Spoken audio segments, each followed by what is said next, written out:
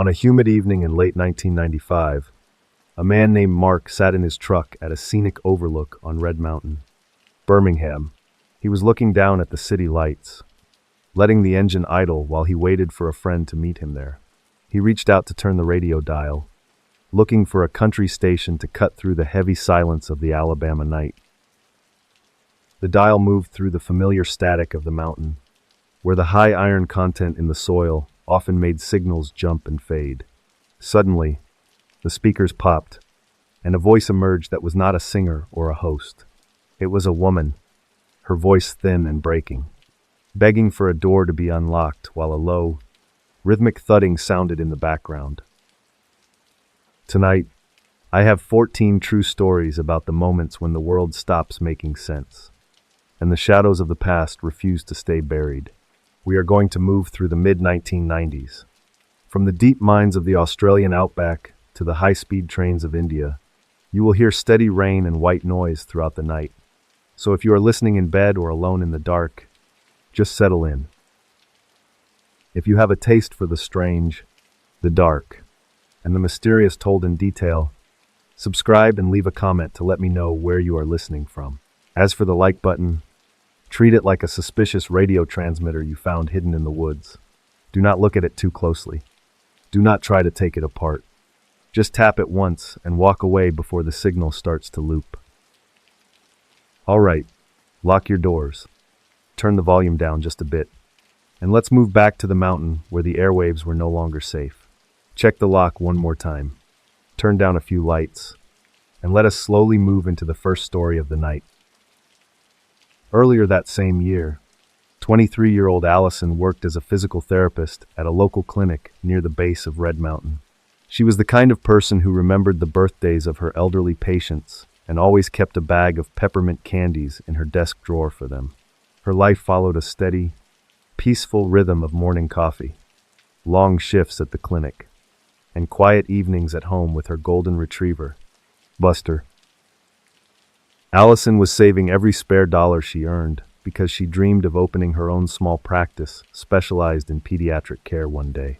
She had a vision board in her kitchen with clippings of bright, sunlit rooms and physical therapy equipment designed for children. Every Saturday morning, she would take Buster for a long hike along the trails of Red Mountain, enjoying the way the morning mist clung to the trees. She lived in a modest apartment on the south side of Birmingham, where the walls were decorated with framed photos of her family back in Mobile.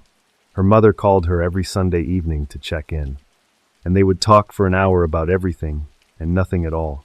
Allison was reliable, punctual, and deeply loved by a circle of friends who described her as the most grounded person they knew. In the weeks leading up to November, Allison began a new habit of staying late at the clinic to finish her patient notes.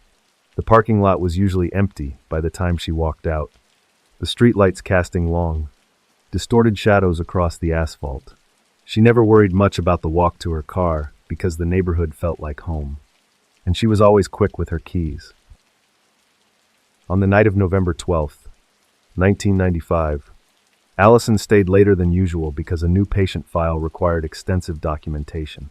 She hummed a quiet tune to herself as she packed her leather briefcase, making sure to grab her heavy wool coat for the cooling autumn air.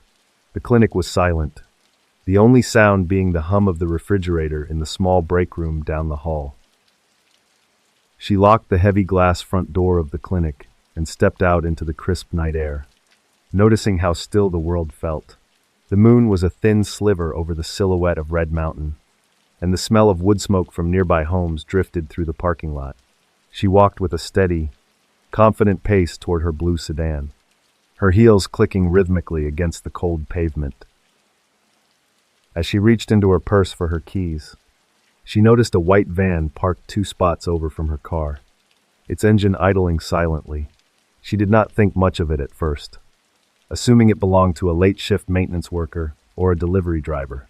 However, as she pulled her keys out, the side door of the van slid open with a metallic screech that echoed through the empty lot. Allison paused for just a second, her hand frozen near the car door handle, as a man stepped out of the van wearing a dark jumpsuit. He did not say a word, but he held a small, black device in his hand that hummed with a low-frequency vibration. In that moment, the peaceful reality of her evening vanished, replaced by a cold realization that she was completely alone in the dark. The man moved with a clinical, practiced efficiency, blocking her path to the car door before she could even process the need to scream. He did not use a weapon, but the way he stood, balanced and focused, suggested he had done this many times before. Allison dropped her keys, the sound of the metal hitting the pavement feeling like the final beat of her old life. For the next several days, the clinic staff grew worried when Allison failed to show up for her morning appointments without calling in. It was completely out of character for her to miss a single hour of work, let alone an entire day of scheduled therapy. Her supervisor called her apartment repeatedly, but the calls went straight to an answering machine that grew increasingly full of concerned messages. The search began quietly, with friends and family checking her usual haunts and asking neighbors if they had seen her walking Buster. By the third day, the Birmingham police were involved, and a formal missing persons report was filed under Allison's name. There was no evidence of a struggle at her apartment, and her golden retriever was found waiting patiently by the front door, hungry but unharmed. On the evening of November 17th, a local woman named Sarah was driving home from work when she noticed something strange on her car radio. She was scanning for a news update on the missing therapist when the dial landed on a frequency that was usually just dead air. Instead of static, she heard the sound of a woman crying, her voice distorted by a strange, metallic echo. Sarah pulled over to the side of the road, her heart racing as she listened to the looping audio of the woman begging for a glass of water. It sounded as if the speaker were right there in the car with her, the intimacy of the voice making her skin crawl. She realized with a jolt of horror that the woman on the radio sounded exactly like the photos of Allison she had seen on the news. She immediately drove to the nearest police station, leaving her engine running as she ran inside to tell the desk sergeant what she had heard. At first, the officers were skeptical, thinking it might be a cruel prank or a case of radio bleed-over from a nearby hospital. But when they walked out to her car and heard the recording for themselves, the atmosphere in the parking lot turned stone cold. The police began a massive sweep of the airwaves, using specialized equipment to try and pinpoint where the signal was coming from. They discovered that the broadcast was not coming from a professional station, but from a series of small, low-power transmitters hidden around the mountain. The killer was using the very landscape of Birmingham to bounce his nightmare across the city. The investigation moved to the slopes of Red Mountain, where technicians from the Federal Communications Commission joined the search to triangulate the source. They found a small, battery-powered box tucked into the red soil near a hiking trail. Its antenna pointed directly toward the valley below. It was a sophisticated piece of equipment, modified to loop a cassette tape over and over on a specific FM frequency. As they collected the transmitter, a group of hikers reported a strange smell coming from an old, overgrown iron mine shaft near the Vulcan statue. The police cordoned off the area, their flashlights cutting through the thick brush as they moved toward the mouth of the cave. Inside, the air was damp and heavy with the scent of wet earth and something much darker. They found Allison's body resting on a flat stone deep within the mine, her hands folded neatly across her chest in a way that looked almost peaceful. She was still wearing her wool coat and her leather boots, but her briefcase and keys were nowhere to be found. Beside her lay another small radio transmitter, its red power light still blinking in the darkness of the cave. One sharp observation by a forensic tech revealed that the ground around Allison had been swept clean of all footprints except for her own. It was as if the killer had carried her to the spot and then carefully erased his own presence from the earth. This level of control suggested a perpetrator who was not just a murderer, but a technician who treated the crime scene like a laboratory. The break in the case came when a local ham radio enthusiast noticed a strange pattern in the frequencies being used for the broadcasts. He contacted the police and explained that the specific sequence of channels was a code used by a small group of hobbyists in the area. This narrowed the search to a handful of men with the technical knowledge to build and deploy the transmitters. Among the list of names was a man named Arthur, a retired electrical engineer who lived in a quiet, suburban house just 3 miles from the mountain. Arthur was known in his neighborhood as a polite, solitary man who spent most of his time in his basement working on antique radios. He was a model citizen who had even donated money to the search fund for the missing women. When the police executed a search warrant on Arthur's home, they found a hidden door behind a workbench in his basement. The door led down into a soundproofed room that had been outfitted with professional-grade recording equipment and a small cot. On the desk sat a stack of cassette tapes, each one labeled with the name of a different woman and a specific date. The room was silent, but the weight of what had happened there was heavy enough to make the seasoned detectives look away. This is the moment where you realize that a person can build an entire world of terror right underneath a quiet, suburban lawn. I have often wondered if the neighbors ever heard the faint hum of his equipment through the floorboards at night. The twist came when the technicians analyzed the tapes and realized that the broadcasts were not live, but had been recorded weeks before they were aired. Arthur had been keeping the women in his basement for days, recording their voices in various states of distress before killing them. He would then wait until he felt the city was ready to hear them before placing the transmitters on the mountain. Arthur had a specific obsession with the way a human voice sounded when it was stripped of all hope and projected into the sky. He referred to the victims as his broadcast partners in a detailed journal he kept hidden in a wall safe. He believed that by airing their voices, he was making them immortal, turning their final moments into a permanent part of the Birmingham atmosphere. During his interrogation, Arthur remained calm and clinical, explaining the technical details of his transmitters with a sense of pride. He showed no remorse for the women he had taken, focusing instead on the signal-to-noise ratio of his recordings. He viewed the entire project as a grand experiment in psychological warfare and audio engineering. The climax of the investigation occurred when the police linked Arthur's equipment to 2 other unsolved disappearances from the previous year. They found pieces of jewelry belonging to the other victims hidden inside the casings of his various radio sets. He had been collecting more than just voices. He was keeping physical fragments of the lives he had extinguished. The trial was a media sensation, with the city of Birmingham gripped by the horrifying details of the FM killer. Arthur was convicted on 3 counts of first-degree murder and sentenced to multiple life terms without the possibility of parole. He went to prison as quietly as he had lived, a man of wires and frequencies who had turned the air into a weapon. The recordings were eventually destroyed by the authorities to protect the privacy of the families. But the legend of the Red Mountain broadcasts persists. People in Birmingham still talk about the nights when the radio dial would stop on a voice that should not have been there. It is a reminder that some signals, once sought, can never truly be turned off. The case serves as a chilling example of how high-tech tools can be used to amplify the oldest and darkest of human impulses. Arthur did not just want to kill. He wanted an audience for the pain he caused, and he found a way to force the entire city to listen.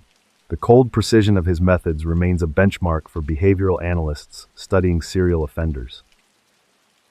As of 2026, Arthur remains incarcerated in a high-security facility in Alabama, where he is reported to be in declining health. He has never granted an interview and has refused all requests from psychologists to discuss the motivations behind his broadcasts. The iron mines of Red Mountain are now largely sealed off, but the transmitters he built are still studied in forensic electronics courses.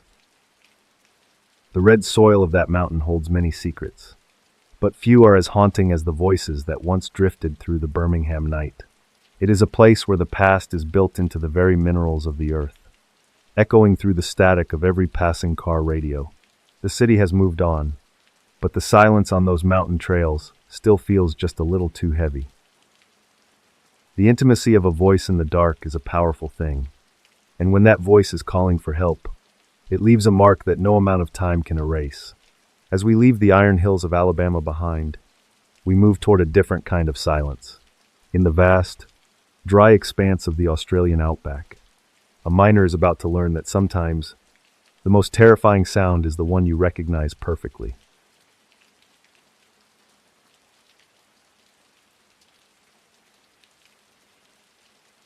In the winter of 1996, the sun over the South Australian desert was a white weight that pressed down on the town of Coober, Pedy. David J., a 31-year-old Opal miner known to locals as Davy, spent his afternoon moving through the red dust toward his home. He carried a heavy canvas bag of tools, his shoulders aching from a long shift spent crouched in the dark, cool earth of his claim. David lived in a dugout, a home carved directly into the ancient sandstone of the desert floor to escape the 100-degree heat of the surface. He reached the heavy iron door of his residence, which was tucked into the side of a small ridge, and felt the immediate drop in temperature as he stepped inside. The air in the dugout was still, smelling faintly of dry stone and the kerosene he used for his lamps. He was a man who preferred the company of the earth to the noise of the town's few pubs. David had spent years perfecting his living space, smoothing out the sandstone walls until they looked like waves of frozen cream. He had a small kitchen, a cot tucked into a corner, and a workbench where he spent his evenings cleaning the rough stones he pulled from the ground. His brother, who lived just a few miles away, often described David as a ghost with a pickaxe because of how rarely he surfaced during the peak mining season. David's hands were permanently stained with the fine white dust of the mines, and he had a habit of checking his fingernails for the telltale flash of color that meant he had found opal.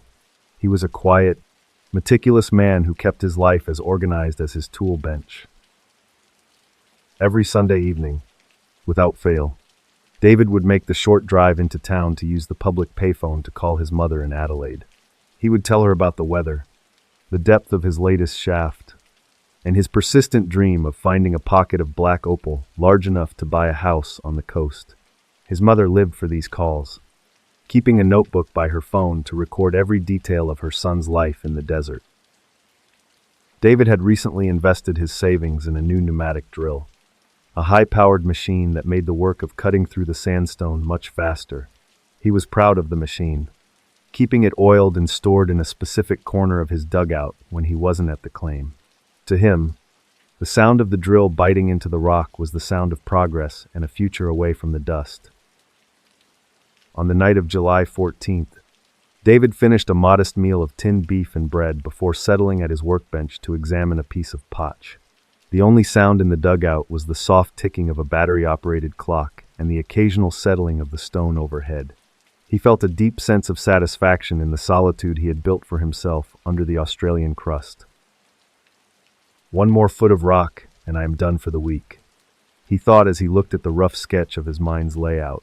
He stood up to prepare for bed, moving with the slow, rhythmic gait of a man who knew exactly where every object in his small world was located. He reached for the heavy iron bolt on the front door and slid it into place with a definitive, metallic thud. He then moved to the back of the dugout, where a narrow ventilation shaft rose 30 feet straight up to the desert surface to provide fresh air. He checked the screen at the bottom of the shaft, ensuring no snakes or spiders had tried to make their way down during the day. Everything was exactly as it should be, and David blew out his lamp, letting the total darkness of the earth swallow him whole. The following Tuesday, David's brother drove out to the ridge because David had missed their scheduled meeting at the supply store. He found David's truck parked in its usual spot, the windshield covered in a thin layer of fine red silt from the morning wind. He walked up to the iron door and knocked, expecting to hear the muffled sound of David's voice from within the sandstone. There was no answer, only the vast, ringing silence of the outback. The brother tried the handle and found it firmly locked from the inside, the heavy bolt clearly engaged. He walked around the ridge to the top of the ventilation shaft and peered down, but the opening was far too narrow for a grown man to pass through. The brother returned to the front door, after several more minutes of shouting, used a heavy pry bar from the back of his truck to force the lock. The iron door groaned and swung open, revealing a living space that looked as if it had been frozen in time. David's wallet sat on the kitchen table. His keys were on the hook, and his water supply was untouched. The dugout was completely empty, with no signs of a struggle and no indication that anyone had left through the only door. You are standing in a room carved from solid rock, with one locked exit and a ceiling vent the size of a dinner plate. Yet the man who lived here has evaporated. It was as if the sandstone itself had simply opened up and pulled him into the grain of the walls. The local police arrived and conducted a thorough search of the dugout, but they found no blood, no fingerprints that did not belong to David, and no hidden tunnels. They expanded their search to the hundreds of abandoned mine shafts that pockmarked the surrounding landscape, using ropes and high-powered lights to peer into the blackness. They found nothing but old timber and the bones of animals that had fallen in decades prior. 3 weeks later, David's mother sat in her quiet home in Adelaide, her eyes fixed on the telephone that had remained silent since her son's disappearance. At exactly 3 o'clock in the morning, the phone began to ring, the sound jarring in the stillness of the small house. She scrambled to answer it, her breath catching in her throat as she whispered her son's name into the receiver. There was no voice on the other end of the line, only a heavy, rhythmic breathing that sounded wet and strained. Beneath the breathing, she heard a distinct, metallic sound, clink, clink, clink. It was the unmistakable noise of a miner's pickaxe hitting hard stone, echoing as if the caller were standing in a deep, hollow chamber. The mother listened in a state of frozen terror for nearly 2 minutes before the line suddenly went dead with a sharp click. She immediately contacted the police, who were able to trace the call to a public phone box located in a remote stretch of desert miles from any active mine. When officers reached the booth, they found it empty, with no footprints in the red sand and no physical evidence of a caller. Over the next 14 days, the phone in Adelaide rang 6 more times, always at exactly 3 in the morning. Each time, the mother heard the same heavy breathing and the same rhythmic clinking of metal against rock. The calls were coming from different phone boxes across the territory, some located in places so remote that a person would need a 4-wheel drive vehicle just to reach them. The police eventually brought in audio experts to analyze the recordings of the calls that the mother had managed to capture on a handheld tape deck. They filtered out the static of the long-distance line and focused on the specific pitch and frequency of the clinking sound. They compared it to the tools found in David's dugout and made a discovery that changed the direction of the investigation. The clinking was not a live person hitting a rock, but a high-fidelity recording of the specific pneumatic drill David had purchased just months before. The experts could even identify the slight mechanical whine of the drill's motor humming in the background of the pickaxe sounds. This meant that whoever was calling David's mother had access to his equipment and was intentionally playing it for her. This realization turned a missing persons case into something far more calculated and cruel. It suggests a level of premeditation that goes beyond a simple accident in the mines, pointing toward a person who wanted to prolong the family's agony. I suspect the most frightening part for the investigators was realizing that the caller knew exactly when the mother would be home and alone. Despite the trace on the calls, the police were never able to catch anyone at the phone boxes. They set up surveillance on several booths in the region, but the callers seemed to know exactly which locations were being watched and which were clear. The calls stopped as abruptly as they had begun, leaving David's mother in a silence that was far heavier than before. In 1997, a final search was conducted using ground-penetrating radar around David's claim and his dugout. The technology revealed several small anomalies in the stone, but when they were excavated, they proved to be nothing more than natural air pockets in the sandstone. David's body was never found, and his pneumatic drill remained missing from the dugout's inventory. The investigation eventually stalled, as there were no suspects, no motive, and no physical evidence linking anyone in town to David's disappearance. The town of Coober, Pedy, is a place where it is easy to vanish, a labyrinth of vertical holes and horizontal tunnels that stretch for hundreds of miles. Without a body or a witness, the police were forced to classify the case as an unsolved disappearance. David was legally declared dead in 2003, a move that allowed his family to finally settle his small estate and close the iron door of his dugout for the last time. His mother passed away a few years later, never knowing who had called her in the middle of the night or why they had played the sound of her son's work back to her. As of 2026, the case remains on the South Australia Police Missing Persons List, a cold file that is reviewed only when new technology becomes available. The dugout where David lived was sold to another miner, who reportedly filled in the ventilation shaft because he found the sound of the wind whistling through it too unsettling. The source of the phantom calls remains one of the greatest mysteries of the Australian interior. The red dust has a way of covering everything, smoothing over the holes and hiding the mistakes of the past until the earth looks like a blank slate. But sometimes, the earth doesn't just hide things, it keeps them, holding on to the sounds in the shadows long after the people are gone. We leave the heat of the desert behind now, moving toward a place where the air is damp and the grass is green, but the ground is just as unforgiving.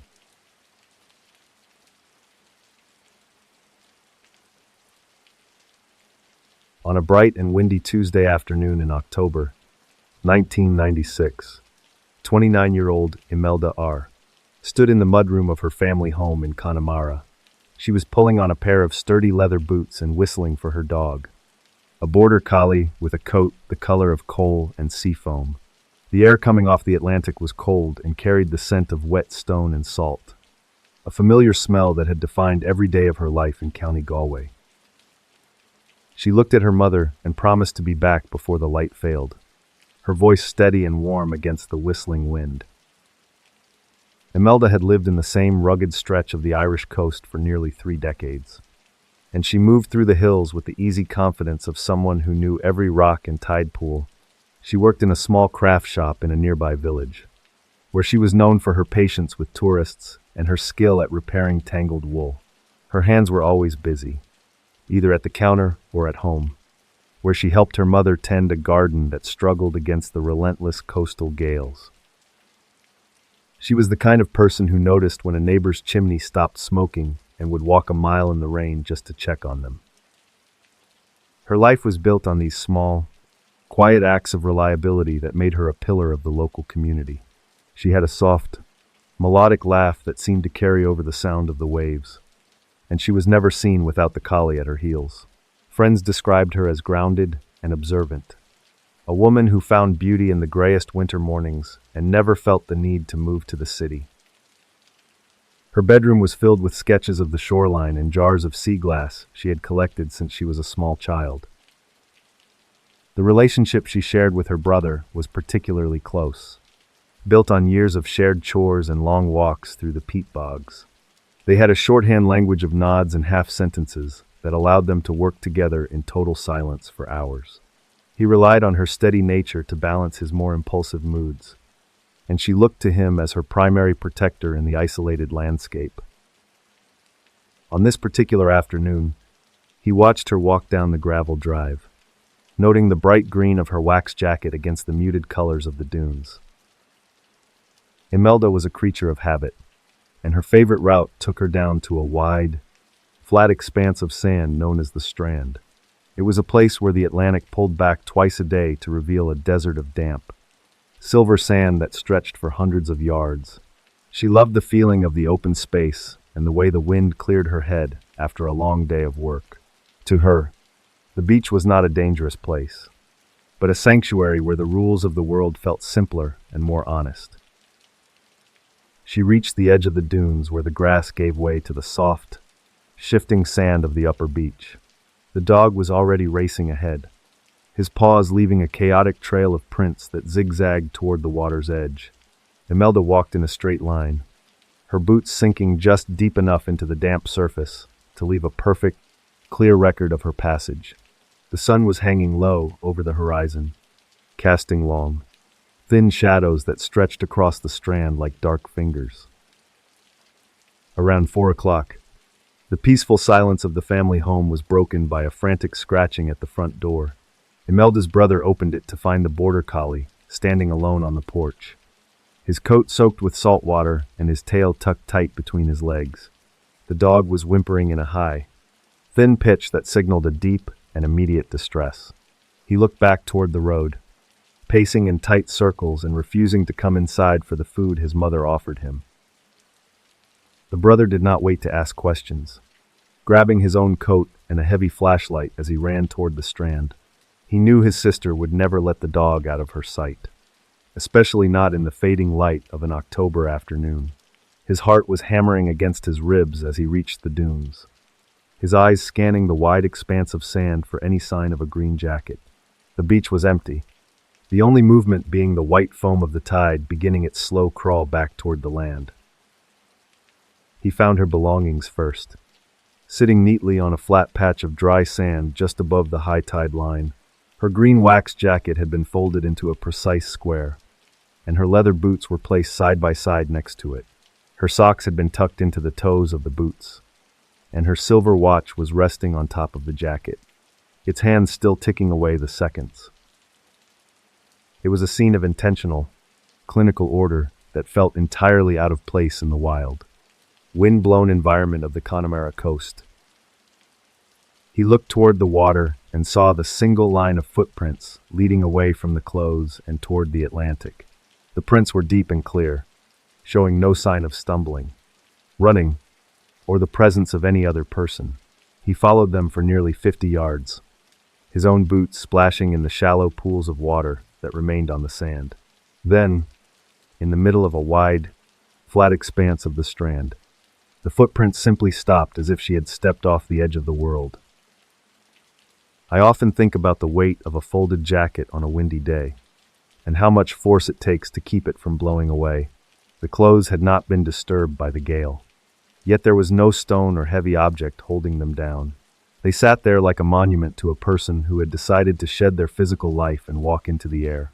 The brothers stood at the end of the prints, looking at the empty sand ahead and the rising tide that was still 50 meters away. The local Garda were summoned to the beach within the hour, their blue lights flashing against the dark silhouette of the dunes. They set up a perimeter around the clothes and the footprints, taking photographs and measurements before the tide could erase the evidence. The lead investigator noted that the sand was soft and damp, the kind of surface that recorded every movement with total accuracy. There were no tire tracks, no signs of a struggle, and no second set of prints anywhere near the trail Imelda had left. A search was organized immediately, with dozens of local volunteers and a helicopter from the Irish Coast Guard joining the effort. They moved in a long line across the beach, their flashlights cutting through the mist as they searched every hollow and sea cave. Divers were sent into the frigid waters of the bay, searching the kelp forests and the rocky floor for any sign of a body. The search continued through the night and into the following morning, but the Atlantic yielded nothing but driftwood and sea foam. The investigation turned to the local residents, including a man who lived in a rusted caravan tucked into a fold of the hills overlooking the strand. He was a solitary figure who rarely spoke to his neighbors, and the police found him sitting outside his door, watching the searchlights on the beach. They checked his boots and his clothing, looking for any trace of the damp sand or the salt water from the strand. His belongings were dry, and his footwear did not match any of the marks found on the beach, leaving the Garda with no physical link to the disappearance. Forensic experts were brought in to analyze the tide charts and the weather conditions from the afternoon of the disappearance. They confirmed that at the time Imelda's footprints ended, the water was still a significant distance away. A rogue wave would have left a massive scar on the sand and disturbed the neatly folded clothes sitting higher up on the beach. The air was clear enough that a boat or a low-flying craft would have been seen or heard by the neighbors who lived along the coastal road. Standing on that beach, you can feel the immense pressure of the open sky and the way the horizon seems to pull at your vision. It is a space where the logic of the land feels thin, and the absence of information creates a physical weight in the chest. You look at the spot where the prints end and try to imagine a way out that does not involve the water or the sand. But the more you look, the more you realize that the exit she found was one that left no mark on the physical world. The Garda considered the possibility of a helicopter snatch, a theory that had gained traction in several other mysterious disappearances in Europe. They checked military and private flight logs, looking for any unauthorized aircraft that might have been in the area. No such noise was reported by the local farmers, and the logistics of such an operation on a public beach in broad daylight made it highly improbable. The theory remained a speculative thread in a case that was rapidly running out of leads. Imelda's family remained on the beach for weeks, walking the shoreline every morning and evening in the hope that the sea would return what it had taken. Her mother refused to move the garden tools Imelda had last used, leaving them leaning against the shed as a silent invitation for her daughter to return. The brother spent his nights studying the tide patterns, convinced that there must be a physical explanation he had simply missed. He became a fixture on the strand, a man searching for a ghost in the shifting silver sand. I have spent a long time looking at the photographs of those footprints, and what strikes me is the lack of hesitation in the stride. She was not walking toward the water to end her life. She was walking toward something she saw in the distance. The steps are even, the pressure is balanced, and the direction is absolute. It is the gait of a woman who knows exactly where she is going, even if that destination is invisible to everyone else. As the months turned into years, the case was moved to the Missing Persons Bureau in Dublin, where it became part of a larger file on the Vanishing Triangle mysteries. These were a series of high-profile disappearances of young women in Ireland during the 1990s that had left the country in a state of quiet panic. While Imelda's case was geographically removed from the others, the total lack of evidence and the evaporated nature of the crime fit the chilling pattern of the era. In 2005, a new forensic team re-examined the green jacket and the boots, looking for touch DNA or microscopic fibers that might have been missed in the original investigation. They found nothing but Imelda's own biological signature and the salt of the Connemara air. The clothes remained as they had been found, clean, orderly, and devoid of any human touch other than her own.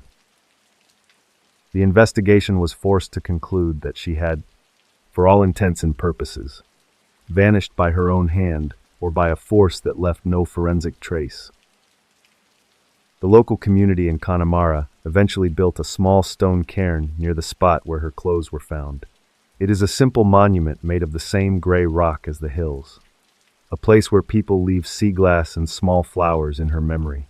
The story of the green jacket became a local legend, a cautionary tale told to children about the hunger of the Atlantic and the secrets of the strand. But for those who knew her, the story is not a legend, but a permanent, open wound in the fabric of their lives. The border collie lived out the rest of his days with Imelda's brother, but he never returned to the strand. Whenever he caught the scent of the salt air on a windy day, he would retreat to the back of the house and hide under the table. He was the only witness to what happened on that beach, and he carried that secret in his whimpering breath until the end. The silence of the dog is perhaps the most haunting detail of all, a living record of a moment that defied all sound. As of 2026, Imelda R. remains on the official missing persons list of the Garda Síochána. Recent title modeling performed with modern software has confirmed the original findings. The water could not have reached her at the point where her prints stopped. The case is classified as an active cold file, meaning it is reviewed whenever a new unidentified body is recovered from the Irish or UK coastlines. To this day, no match has ever been found, and no new evidence has surfaced to explain that Tuesday afternoon. The strand in Connemara still looks the same as it did 30 years ago, a wide silver mirror that reflects the changing Irish sky. You can walk out to the middle of that sand and feel the same wind that Imelda felt. And you can look at the water and wonder what she saw. It is a place of immense beauty and even greater mystery, where the ground you stand on is never as solid as it seems. The footprints are gone now, washed away by 1,000 tides, but the silence they left behind is permanent. The mystery of the beach is one of physics and the absence of logic, a puzzle where the pieces simply refuse to fit together. It leaves a cold aftertaste, a reminder that the world we see is only a fraction of the reality we inhabit. We move now from the open sand of Ireland to a different kind of void, one made of emerald water and towering limestone, in a place where 1,600 islands create a labyrinth of shadows. A wooden boat is about to sail into a silence that is just as absolute.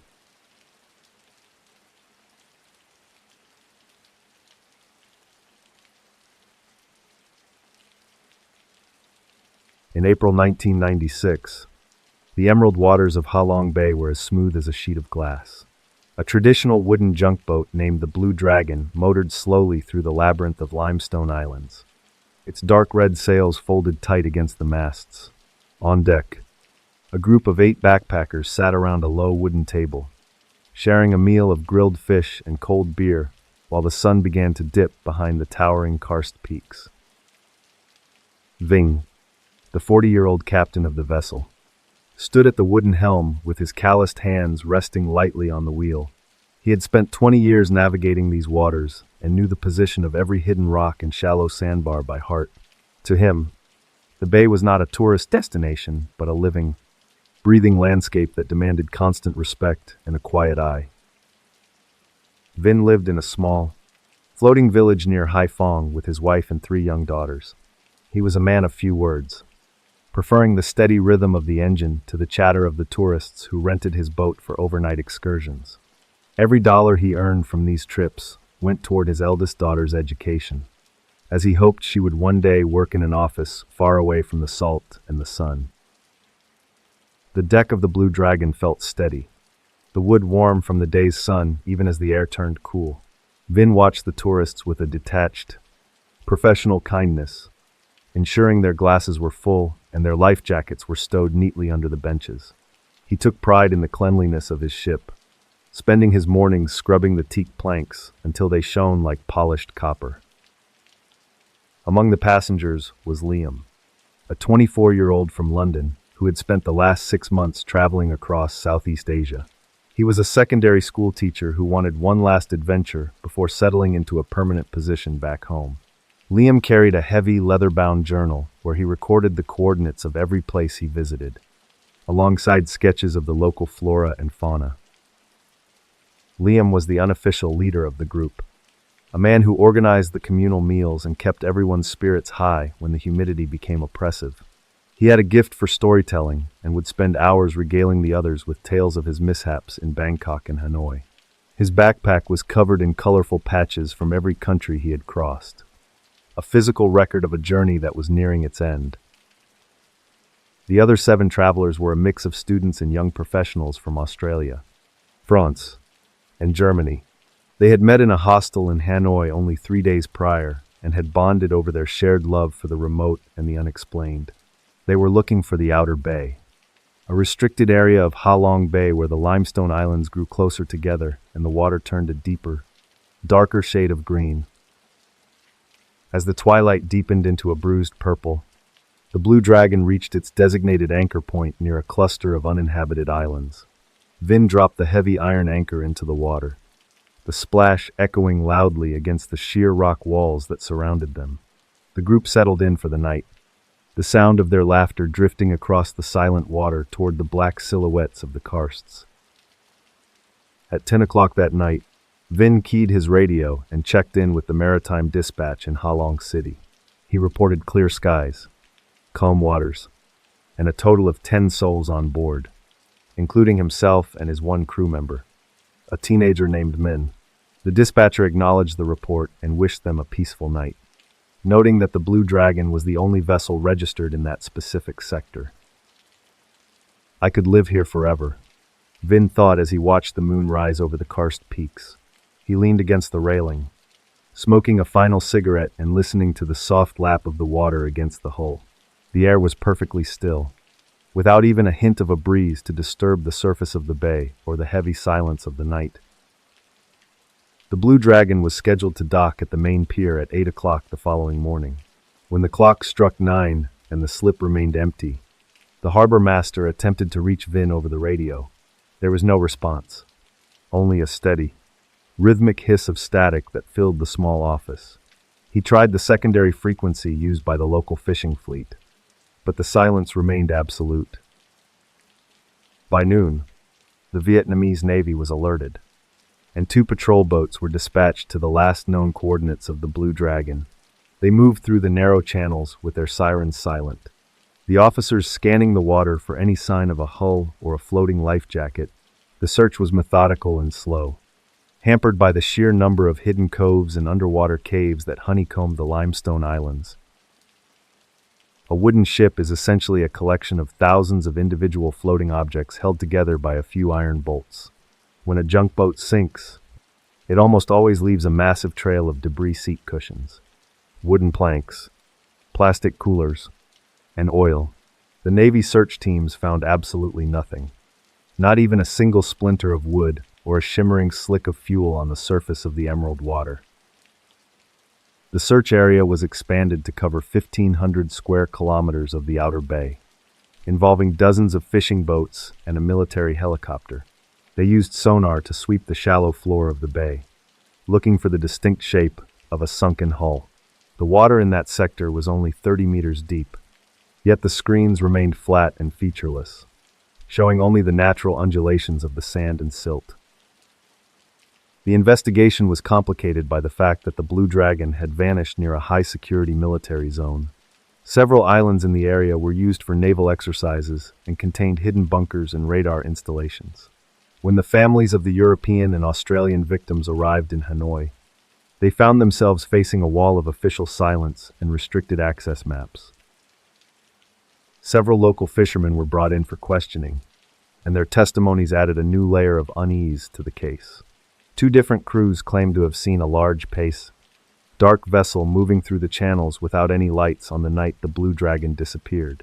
They described the ship as having a flat, metallic profile that did not match any of the commercial or fishing vessels registered in the province.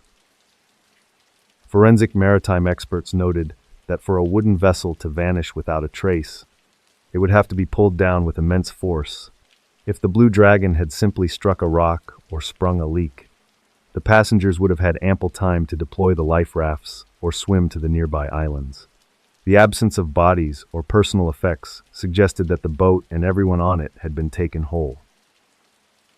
The military authorities eventually closed the search after 14 days, citing the difficult terrain and the lack of physical leads. They officially classified the incident as a maritime accident caused by an unknown underwater hazard. The families were told that the currents in the bay were unpredictable and might have swept the wreckage into a deep trench or a hidden cave system. The dark vessel reported by the fishermen sparked rumors of high seas hijacking by modern-day pirates or a collision with a submerged submarine. Some suggested that the Blue Dragon had accidentally wandered into a classified military test and had been removed to prevent the discovery of state secrets.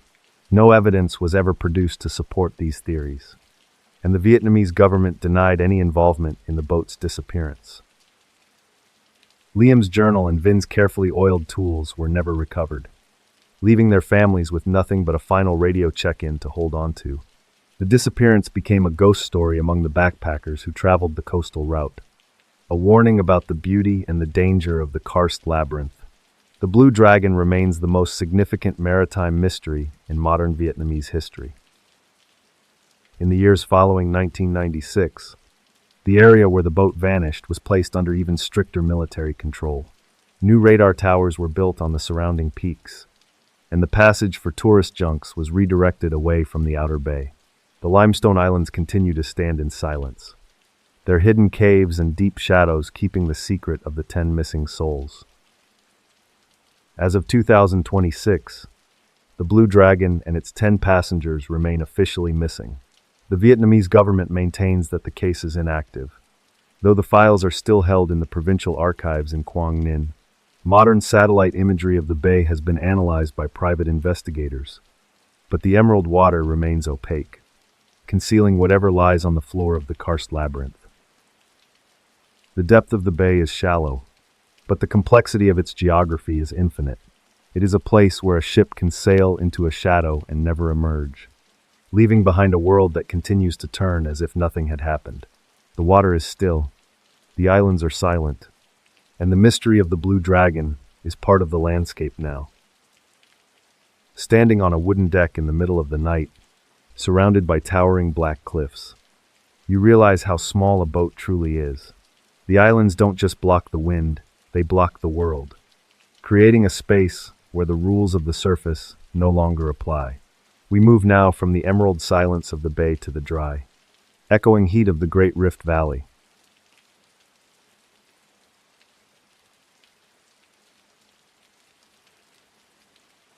August afternoon in 1996.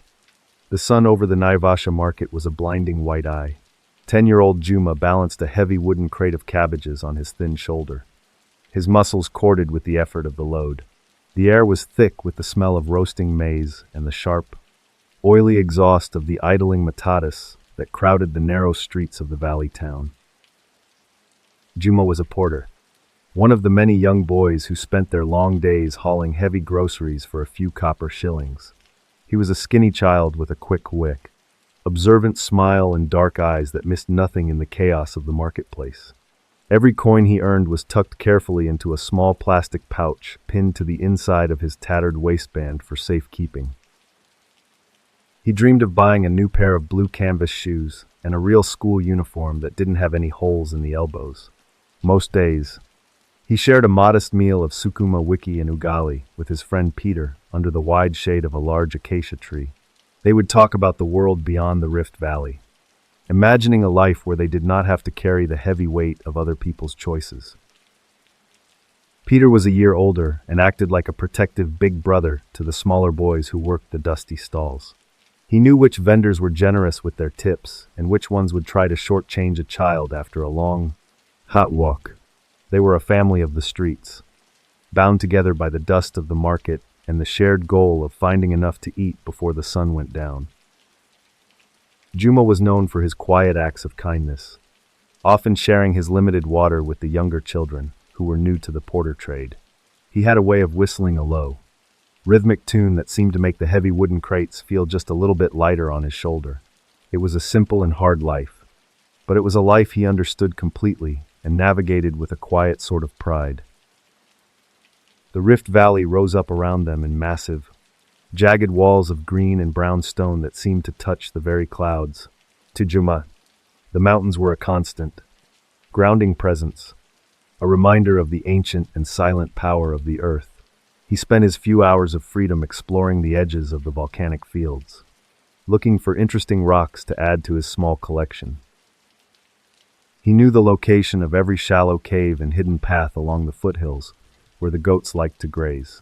The older porters often warned the boys to stay away from the deep lava tubes, telling terrifying stories of ancient spirits that lived in the eternal darkness. Juma did not believe in spirits, but he respected the cold, still air that breathed out from the vents in the rock. His daily rhythm was as steady as the rising sun, beginning at dawn when the first rusted trucks arrived from the distant farms. He would help unload the vibrant purple cabbages and the bright orange carrots, his small frame straining under the heavy load. By noon, the heat would be a thick, heavy blanket, slowing the pace of the entire town until the shadows began to grow long. In the quiet evenings, the boys would gather near the bus station to watch the travelers come and go from the big cities. They would listen to the loud music blaring from the radios and watch the flickering lights of the town as the cooking fires were lit. It was a time of rare peace, a small gap between the labor of the day and the uncertainty of the coming night. Juma had a favorite spot on a smooth concrete ledge where he could watch the sunset turn the valley into a sea of gold. He would sit there and count his coins, feeling the cool, hard metal against his palm with a sense of accomplishment. He was only 50 shillings away from his goal, and the thought of those blue shoes kept him moving through the tired, dusty hours of his work. On a Tuesday in early August, the market felt unusually crowded and the air was filled with a frantic energy. A local businessman had hired 4 of the boys to move a large shipment of heavy textiles to a warehouse near the edge of town. Juma and Peter took the lead. Their crates balanced perfectly as they navigated the narrow, winding alleys of the residential district. They were laughing about a joke Peter had told, their young voices sounding bright and clear against the industrial hum of the town. The walk took them past the edge of the busy market and into a quieter area where the trees were taller and the dust finally began to settle. It was a place where the houses had fences and the noise of the trucks was nothing more than a distant murmur. After the job was finished, the boys were given a small bonus for their speed and their careful handling of the cloth. Peter suggested they buy a special treat from the bakery near the bus station as a way to celebrate their good fortune. Juma nodded in agreement. his heart feeling light as he felt the extra coins in his pouch, the blue shoes now within his reach. As they walked back toward the market, a man in a crisp, clean white doctor's coat stepped out from behind a parked van. He had a gentle face and spoke in a soothing voice that immediately drew the curious boys toward him. He held a small, shiny tin of brightly colored sweets and offered one to Peter with a friendly and reassuring smile. Peter reached out for the candy, his natural caution lowered by the man's professional and authoritative appearance. Juma watched as his friend took a bright red sweet and popped it into his mouth, his eyes widening at the intense, sugary taste. The man then turned toward Juma, but a sudden, loud call from a passing truck distracted the young boy for a split second. When Juma looked back, Peter was sitting on the ground, his head lolling to one side as if he were suddenly overcome by sleep. The man in the white coat helped Peter into the back of the van, telling Juma that the boy just needed a quick medical checkup. Before Juma could even speak, the side door slid shut with a heavy thud and the van moved away into the haze. 2 weeks later, a group of goat herders moved their flock toward the foothills to escape the arrival of a coming storm. They sought shelter in a shallow lava tube cave on the outskirts of Naivasha, a place they had used for protection many times before. The air inside the cave was damp and cold, carrying a faint, musty smell that did not seem to belong to the earth. As their eyes adjusted to the deep darkness, they saw something that made them stop dead in their tracks with a sense of dread. 4 distinct piles of clothing were arranged in a neat semicircle at the very back of the dark cave. Each pile consisted of a shirt, a pair of trousers, and a set of shoes, all folded with a clinical and terrifying sense of order. The clothes were not just dumped on the floor, they were posed as if the children were still standing in place. Invisible to the eye, the herders backed away slowly, their breath hitching in the heavy, suffocating silence of the volcanic tube. They did not find any bodies, any blood, or any signs of a struggle in the fine dust that covered the cave floor. The news of the clothing monuments spread through the town of Naivasha like a wildfire in the dry grass. The local police arrived at the cave, but they were under-resourced and largely dismissive of the disappearances of the street children. They viewed the boys as transient urchins who had likely just moved on to a different town in search of better work or easier lives. Juma spent his days waiting by the large acacia tree, his eyes searching every white van that passed through the busy market. He told the officers about the man in the doctor's coat, but they wrote it off as a childhood fantasy or a confused and fearful memory. The community, however, began to feel a deep and shifting dread that no official report could ever quiet. A spirit panic gripped the town, with people whispering about cannibal cults and devil worshippers who lived deep within the rift. Vigilante patrols began to roam the streets at night, their lanterns casting long, flickering shadows against the old stone walls. Anyone who looked out of place or spoke a different dialect was treated with immediate and violent suspicion by the locals. I want you to think of the smell of damp earth and old fabric inside a pitch-black volcanic tube where the air does not move. You are standing in the very place where the silence is the only thing left of a child's life. It is a space that feels crowded with the absence of information, a void that no amount of artificial light can ever truly fill for the families left behind. A young survivor who had escaped an earlier attempt came forward with a detailed description of the man in the white coat. He spoke of the sweet sleep that the candy brought and the way the man's voice never rose above a quiet, calm whisper. The survivor described the interior of the van as being filled with medical supplies and the sharp smell of rubbing alcohol. This suggested a predator with access to high-grade sedatives and a specific, theatrical obsession with the physical presentation of his victims. He was not just taking the children, he was performing a ritual that ended in the deep darkness of the lava tubes.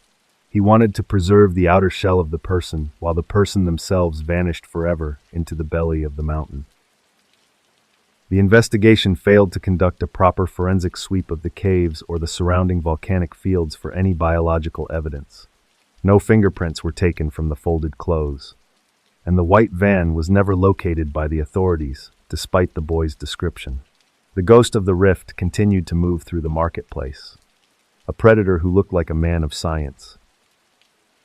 The community's fear eventually turned inward, leading to several wrongful beatings of innocent outsiders who were merely passing through the valley.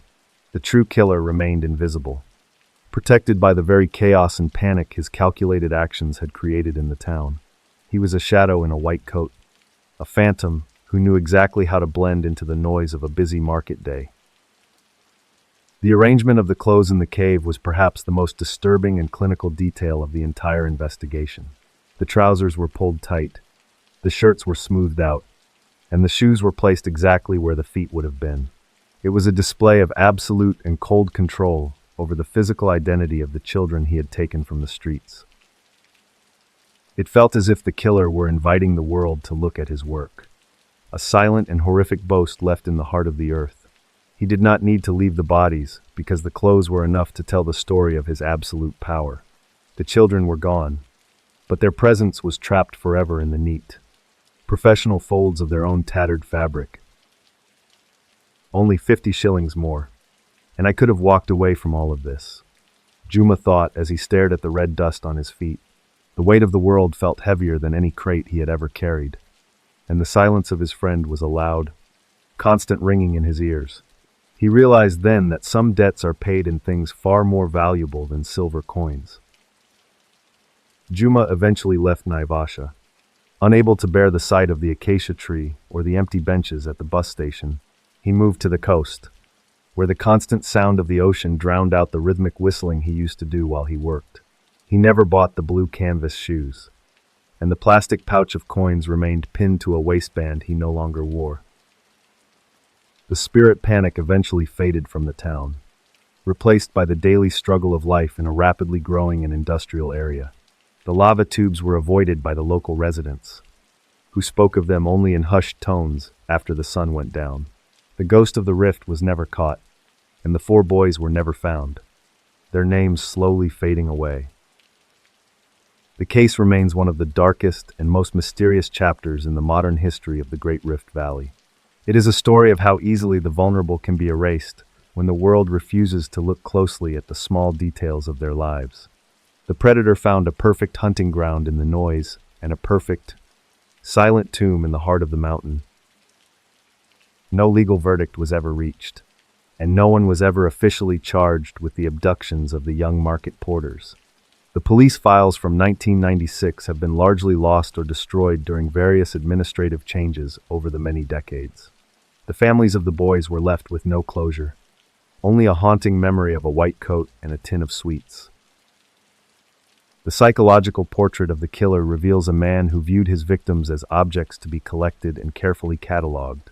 His use of professional sedatives and his fetish for the clothing suggest a disorganized but highly focused and predatory mind. He was a killer who sought to create a monument to his own sickness in the deep and ancient heart of the earth. The absence of bodies led some to believe the children were sold into a trafficking ring, but the monuments argue against a profit motive. This was a crime of the mind, a theatrical display of ownership that required a specific and dark setting. The volcanic tubes provided the isolation and the permanence he craved for his collection of shadows and folded cloth. The Rift Valley continues to hold its secrets. Its ancient stones witness to countless stories that will never be told to the world. The market in Naivasha is much larger now, filled with modern trucks and the constant glow of cell phones in the night. The children still carry the crates, and the shadows still move along the edges of the light where the sun fails. As of 2026, the case of the ghost Snatches is considered a dead cold file with no active leads. The caves on the outskirts of town have been partially filled with concrete and rubble to make way for new and expensive housing developments. Most of the original landmarks from 1996 have been erased by the relentless and cold march of urban expansion. There have been no new developments in the identification of the man in the white coat or the location of the van. The lava tubes that once held the clothing are now buried under layers of asphalt and steel, their secrets sealed away forever. The 4 boys are remembered only by a few aging residents who still look at white vans with a sense of deep unease. The silence of the rift is a heavy and ancient thing, a weight that settles into the bones of anyone who stops to listen. It is a place where the earth is always shifting, and the past is never quite as far away as we would like to believe. The ghost of the rift left a mark that time has covered, but the earth never forgets.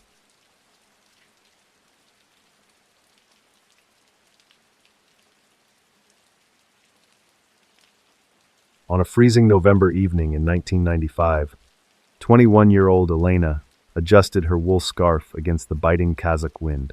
She was walking home past the rusted skeletons of the old Soviet factories that lined the outskirts of Karaganda.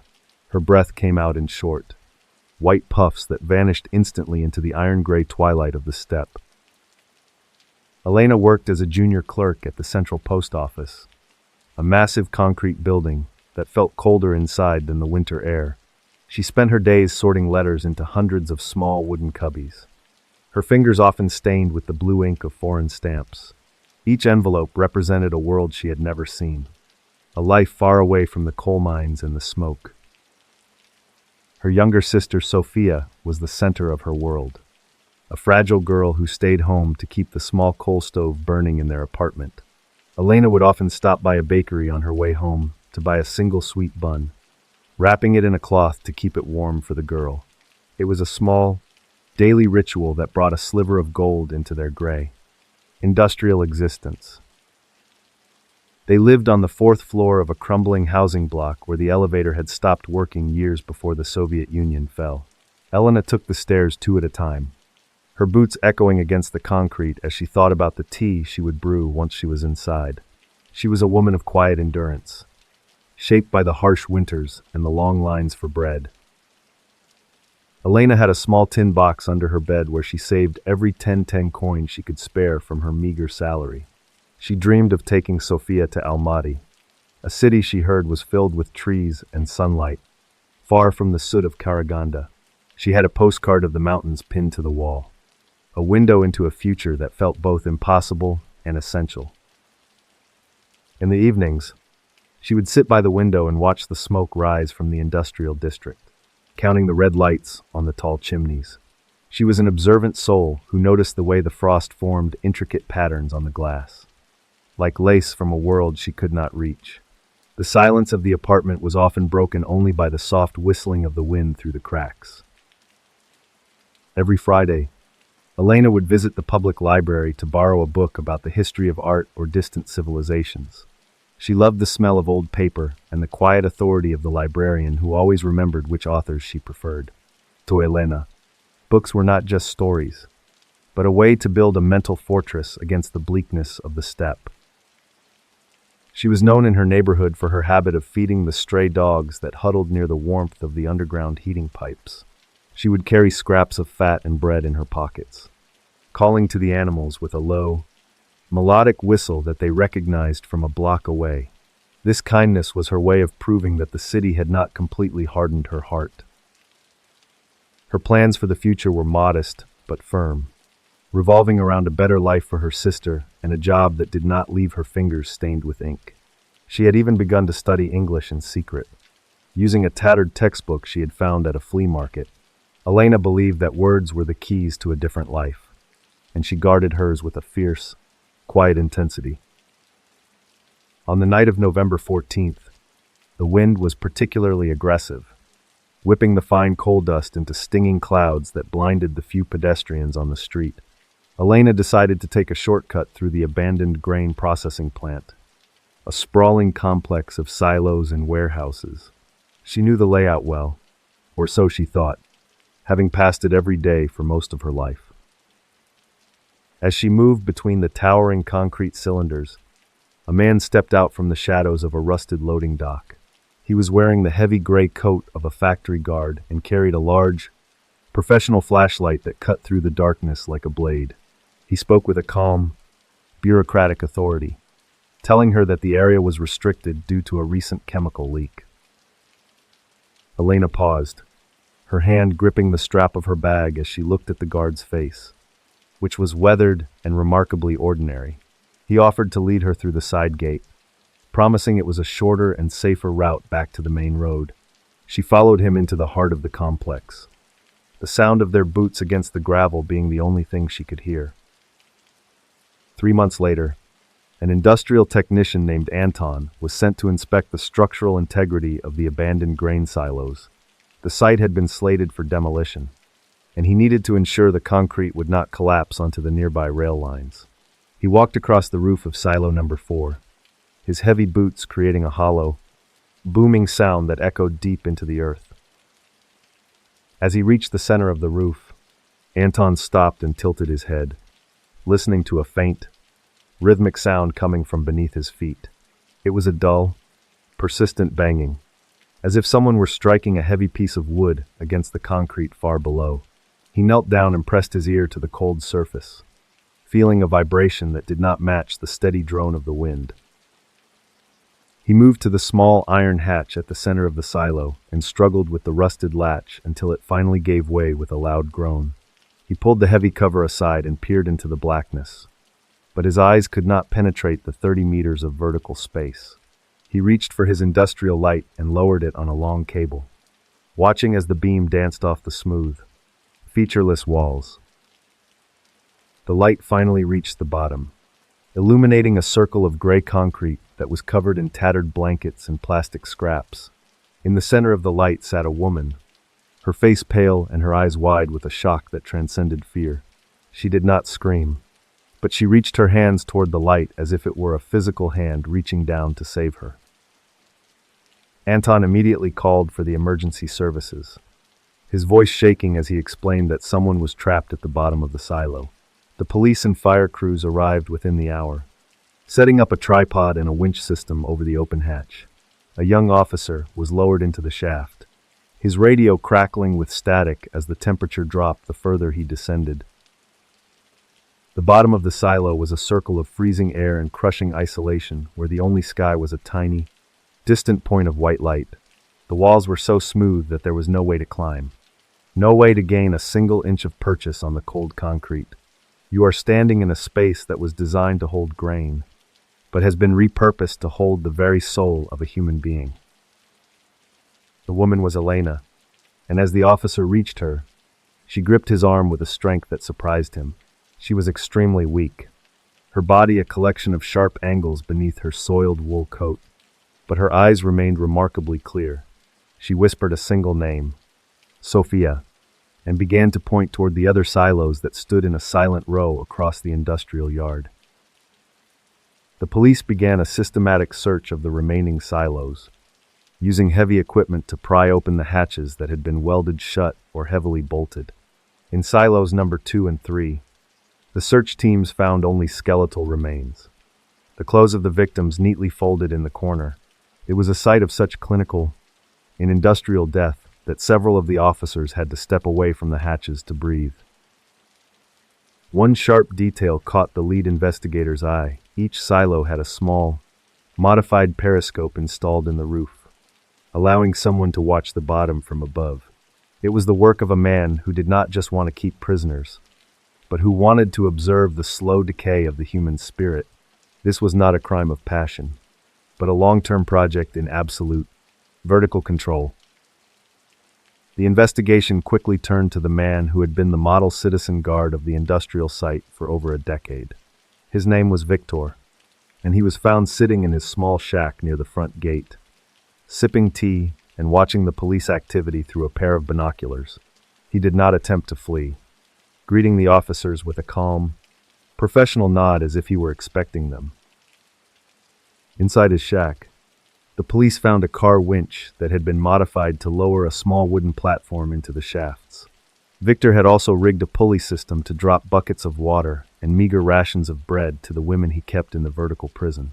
He treated the silos like a set of human terrariums, keeping detailed logs of the victims' movements and psychological states in a ledger. I should have made the walls even smoother, Victor thought as he watched the handcuffs being placed around his wrists. He seemed more disappointed in the failure of his engineering than in the discovery of his crimes. To him, the women were not people, but components in a new society he was trying to build, one where he held the power of life and death from 30 meters above.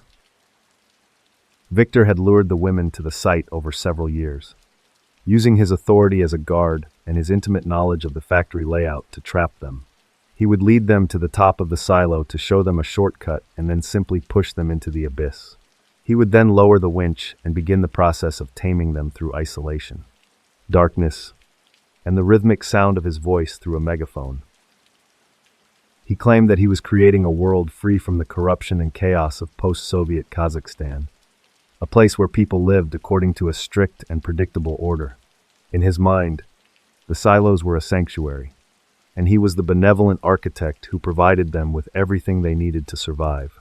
He spoke of his victims with a chilling detachment, as if they were nothing more than data points in a grand industrial experiment. The recovery of the remains in the other silos was a slow and agonizing process that required specialized forensic teams from Almaty. The victims were all young women between the ages of 18 and 24 who had disappeared from the city over the previous 5 years. Each one had a family that had spent years searching the streets, never imagining their daughters were just miles away at the bottom of a concrete pipe. Elena was taken to the hospital where she was treated for severe malnutrition and psychological trauma. She spent weeks in a darkened room, her eyes unable to adjust to the brightness of the world, after months of living in the gray twilight of the silo. Her sister Sophia was brought to her bedside, and for the first time in 90 days, the silence between them was broken by the sound of a real conversation. Victor was brought to trial in 1996, a proceeding that was held behind closed doors due to the horrific nature of the evidence. He refused to provide a defense, instead using his time in court to explain the technical specifications of his pulley systems and periscopes. He was a man who had completely disconnected from human empathy, replacing it with a cold, industrial logic that allowed for no remorse. I have seen many ways that power can be used to destroy a person, but this method of vertical isolation feels uniquely cruel. It takes away the horizon, the stars, and the very ground beneath your feet, leaving you with nothing but the vertical line of your own suffering. It is a crime that could only happen in a place where the world has stopped looking at the ruins of its own history. Victor was found guilty on all counts of kidnapping and murder and was sentenced to death by firing squad. At the time, Kazakhstan had not yet implemented a moratorium on the death penalty, and the sentence was carried out within months of the verdict. He went to his execution with the same clinical, detached expression he had worn throughout the entire investigation, a ghost of a lost industrial empire. The industrial site was eventually demolished, the silos torn down and the concrete ground into rubble to be used as fill for new road projects. The area where the women were kept is now a flat, featureless expanse of gravel that shows no sign of the horror that once existed beneath the surface. The memory of the Iron Maiden of the steppe is all that remains of the grain processing plant. Elena eventually moved to Almaty with Sophia, using the small amount of compensation she received to start a new life in a city filled with trees and sunlight. She still sleeps with a small light on, and she cannot bear to be in a room without a window that opens to the sky. She remains a woman of quiet endurance, but now she uses her strength to build a future instead of just surviving the past. As of 2026, the case files for the Karaganda silo murders are held in the high-security archives of the National Security Committee. Recent academic studies on the industrial predator have used Victor as a primary case study for understanding the psychological impact of post-Soviet collapse on individual behavior. The case is officially closed, but the shadow it cast over the city of Karaganda has never fully lifted. There are no memorials at the site of the former grain silos, and the city has largely moved on to a new era of mining and manufacturing. The stray dogs still huddle near the heating pipes in the winter, and the wind still whistles through the cracks in the old housing blocks. The story of the women in the silos is a whisper in the night, a reminder of what can happen when the world forgets to look down.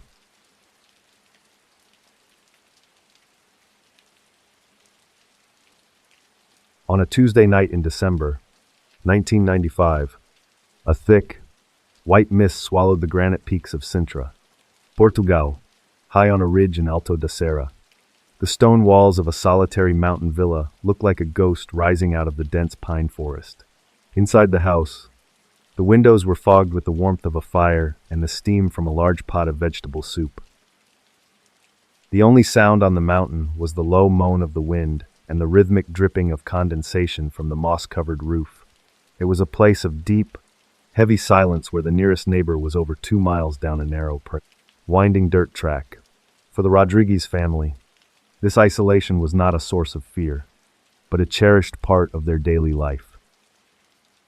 52-year-old Antonio was the anchor of the household, a man who spent his mornings tending to a small vineyard carved into the rocky slope. He was a quiet, steady laborer who knew the temperament of every vine and the exact timing of the mountain's shifting seasons. His hands were rough and stained with the dark juice of the grapes, a physical testament to a life spent working the land. His wife, Maria, was known in the village below for her kindness and the elaborate lace tablecloths she spent her winters weaving by the hearth. She was a woman of constant motion, her kitchen always smelling of toasted garlic and fresh rosemary she picked from the garden. Maria had a way of humming while she worked that filled the stone rooms with a sense of peace and domestic stability. Their son, Paulo, was 21 and had just been accepted into the university in Lisbon to study architectural history. He spent his afternoons sketching the local ruins, his notebooks filled with intricate drawings of Gothic arches and ancient stone carvings. Paulo dreamed of one day restoring the crumbling palaces of Sintra to their former royal glory. 19-year-old Anna was the youngest, a quiet girl with a passion for traditional Portuguese folk music and the violin.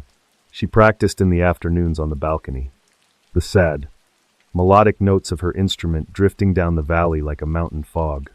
Anna planned to travel across Europe the following summer, her bags already partially packed with the books she intended to read. The Rodriguez family was respected by the villagers as a unit of hard work and genuine, quiet hospitality. They often invited weary hikers into their kitchen for a glass of homemade wine and a bowl of warm soup during the sudden mountain storms.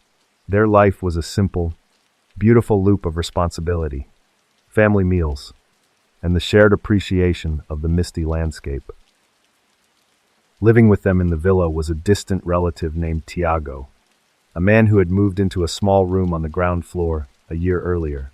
Tiago was a solitary figure who rarely spoke, spending most of his time wandering the forest trails with a worn leather satchel. The family treated him with a gentle, patient curiosity, allowing him the space he needed to recover from a difficult past. Antonio had built a special wooden bench for Tiago in the garden, hoping the mountain air would eventually settle the man's restless spirit. Maria made sure his plate was always full, often leaving a piece of fruit or a small pastry on his windowsill as a silent gesture of welcome. They viewed him not as a burden, but as a family member who had simply lost his way in the world. By the middle of December, the villa was decorated with small sprigs of holly and pine, preparations for a quiet Christmas together. Paulo had already bought a new set of sketching pens for himself, and Anna had chosen a delicate silk ribbon for her violin bow. The house felt full of the warm, heavy energy of people who were content with exactly where they were.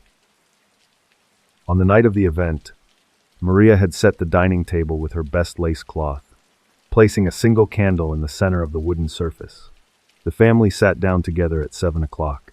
Their conversation, a low murmur of plans for the coming spring and the repair of the vineyard walls.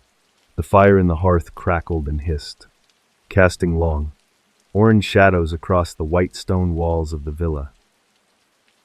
Antonio poured the wine, the dark red liquid catching the candlelight as the family began their meal in the intimate safety of the mountain night. He thought to himself that this was the most perfect quiet he had ever known, and he was grateful for every second of it. They were a family at peace, protected by the thick forest and the isolation of the heights. The peacefulness of the dinner was shattered by a sound that did not belong to the mountain or the home. It was the heavy, wet thud of a blade striking solid wood, followed by the sudden, sharp smell of copper filling the warm room. In that split second, the dining room transformed from a place of nourishment into a confined space where no way out remained. The violence was absolute and swift, occurring before anyone could push back their chair or cry out for help. The perpetrator moved with a frantic, desperate energy, striking with a heavy hand that seemed driven by a force beyond human logic. The candlelight flickered and died, leaving the room in a thick, suffocating darkness that was punctuated only by the sound of heavy breathing. When the silence returned to the villa, it was a different kind of quiet, one that was heavy with the weight of 4 lives that had ended in an instant. The wind continued to moan against the stone walls, but the warmth of the fire slowly began to fade into a cold, clinical gray. The house on the ridge was no longer a home, but a vessel for a story that would haunt the valley for decades. 3 days passed before a neighbor noticed that the chimney of the villa had stopped smoking and the vineyard gate remained open to the wind. The GNR arrived on the ridge on a Friday morning, their boots crunching on the frost as they approached the silent stone house. The front door was unlocked, swinging slowly on its hinges as the officers stepped into the cold, shadowed interior. They found the family exactly where they had been sitting, their bodies still positioned around the dinner table in a haunting imitation of a meal. The soup in the bowls had turned into a cold, thick sludge, and the wine in the glasses was covered in a layer of fine mountain dust. The violence had been contained to that single room, but the marks of it were etched into every inch of the stone walls. The dining room was no longer white. It was covered from the floor to the ceiling in complex, interlocking circles and lines painted in human blood. The killer had stayed in the house for at least 48 hours after the deaths to complete this grim work. It was a sight of such total and silent madness that it felt as if the room itself were trying to scream. The investigation revealed that the perpetrator had used a heavy, curved blade to carry out the executions with a terrifying and precise efficiency. But it was the redecoration of the villa that baffled the detectives and the forensic psychologists brought in from Lisbon. Every mirror, every window, and even the surface of the dinner plates had been marked with the same geometric patterns. There was no sign of a robbery, as Maria's jewelry and the family's cash were left untouched on the bedroom dressers.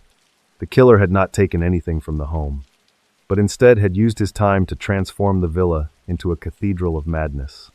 One sharp observation by the lead detective revealed that the symbols were drawn with a steady hand, showing no signs of hesitation. Police searched the surrounding forest for the murder weapon, moving through the dense pine and granite outcroppings with a sense of deep, heavy unease. They found nothing in the immediate vicinity, but the lack of tracks suggested that the killer was intimately familiar with the mountain's hidden trails. The mist continued to cling to the trees, hiding the evidence and the movements of the person who had fled. I have looked at the photographs of those symbols, and I find myself wondering about the focused energy required to paint a ceiling with the blood of your own kin. It is a reflection that earns no comfort, a realization that the human mind can build its own geography out of absolute tragedy. The map on the wall was not a sign of worship, but a desperate cry from a person who could no longer find the door. Several responding officers required long-term psychological leave, unable to erase the image of the blood map from their minds. The crime scene was so disturbing that the GNR eventually ordered the house to be sealed with heavy iron plates to prevent any local children from wandering inside. The villa became known as the House of the Devil, a name that stuck like a stain to the ridge. Linguists and experts in occult symbols were brought in to analyze the patterns, looking for links to any known cults or religious extremist groups. They spent weeks cross-referencing the circles and lines with historical texts, but they found no match in any library or database. The symbols seemed to be a unique, private language created by the killer in the hours of his deepest psychological breakdown. The investigation eventually shifted focus to the 5th resident of the villa, the distant relative Tiago, who had not been found among the dead. A massive search operation was launched across the Sintra mountains, involving hundreds of volunteers and dogs trained to track a human scent through the wet granite. They moved through the Gothic palaces and the ancient ruins, searching for a man who had vanished. 5 days after the discovery of the bodies, a group of hikers found a man wandering the cliffs of Cabo de Roca, the westernmost point of the continent. He was Tiago, and he was in a state of complete catatonic shock. Unable to speak or even recognize his own name, he was covered in a thick layer of dried salt and dark earth, as if he had been digging in the ground for days. When the police analyzed the symbols on the walls of the villa again, they realized they were not symbols at all. They were a massive, panicked attempt to map the local forest trails and the complex geography of the mountain onto the interior of the home. Tiago had been trying to find a way out of the forest in his mind, drawing the paths over and over until the walls were full. The salt and earth on his clothing suggested he had been digging in the forest for something he believed was buried there, a treasure that existed only in his delusions. He had spent his final hours of freedom tearing at the roots of the pine trees, searching for an answer that the mountain could not give him. He was a man who had become a prisoner of his own internal landscape. The massacre was the result of a sudden and catastrophic psychological breakdown that had turned a quiet relative into a frantic architect of blood.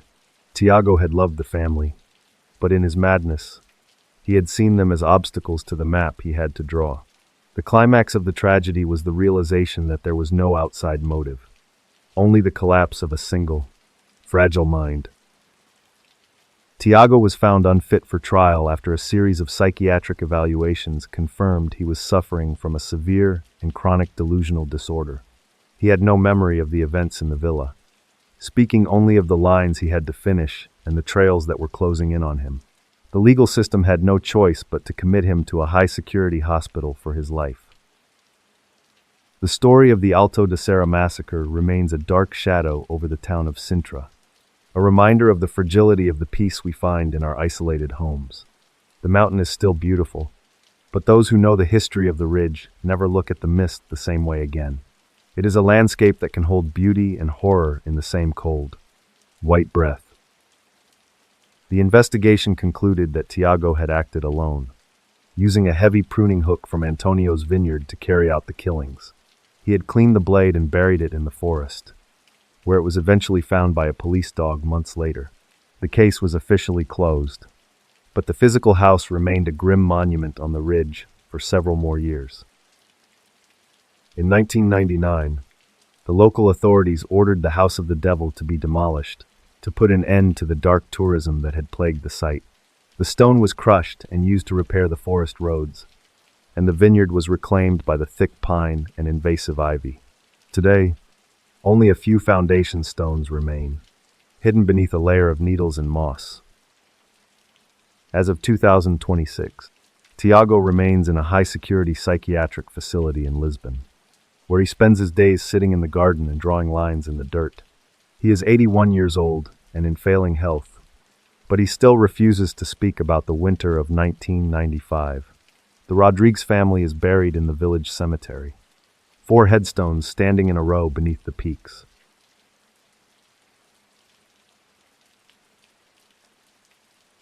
On November 21st, 1995, the heat in Ciudad Juárez refused to break even as the sun dipped behind the jagged peaks of the Sierra de Juárez.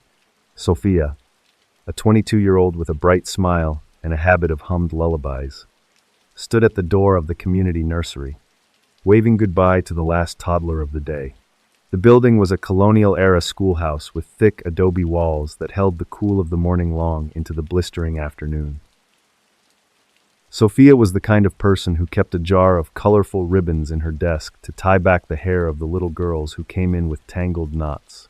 She had worked at the nursery for 3 years, saving every peso to one day move her mother out of the dust-choked outskirts and into a house with a real garden. Her world was defined by the sticky fingerprints on the windows and the rhythmic sound of children napping in the afternoon shade. Walking beside her were Lucia and Rosa, 2 other staff members who had become Sofia's closest friends over the long, humid summer. Lucia was 24 and possessed a sharp wit that could make even the most tired parent laugh after a double shift at the factory. She was planning her wedding for the following spring, often spending her lunch breaks sketching lace patterns on the back of old attendance sheets. Rosa was only 19, the youngest of the 3, and she had a gentle way of calming the infants that seemed almost like magic. She was a gifted artist who painted small, vibrant birds on the nursery walls to give the children something beautiful to look at.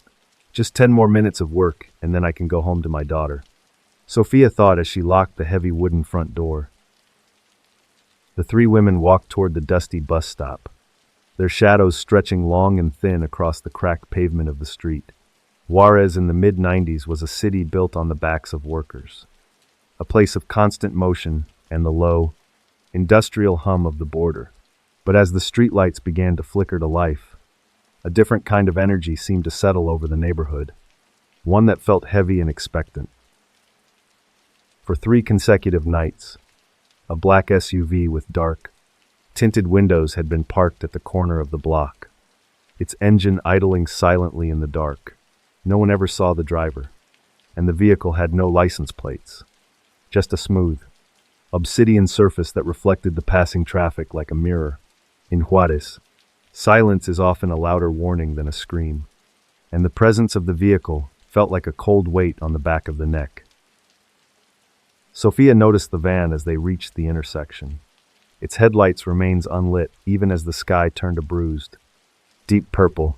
She gripped her bag a little tighter, her heels clicking a frantic rhythm against the concrete as she hurried Lucia and Rosa along. They didn't speak of the vehicle, but the air between them grew tight, the casual chatter of the workday replaced by a sudden, sharp focus on the distance to the bus stop. By the following morning, 3 families in the outskirts of the city were gathered in their small kitchens, staring at the front doors that had never opened. Sophia, Lucia, and Rosa had not returned home, and their usual spots at the nursery remained empty as the first parents arrived with their children. The building stood silent, the thick adobe walls keeping the secrets of the night locked deep inside the shadowed rooms. The lead detective on the case was a man named Javier, who had spent 10 years navigating the shifting loyalties and rising violence of the border. He was a meticulous investigator who believed that every crime scene spoke a language if you were patient enough to listen. When he arrived at the old colonial schoolhouse 2 days later, he felt a localized chill that had nothing to do with the desert wind.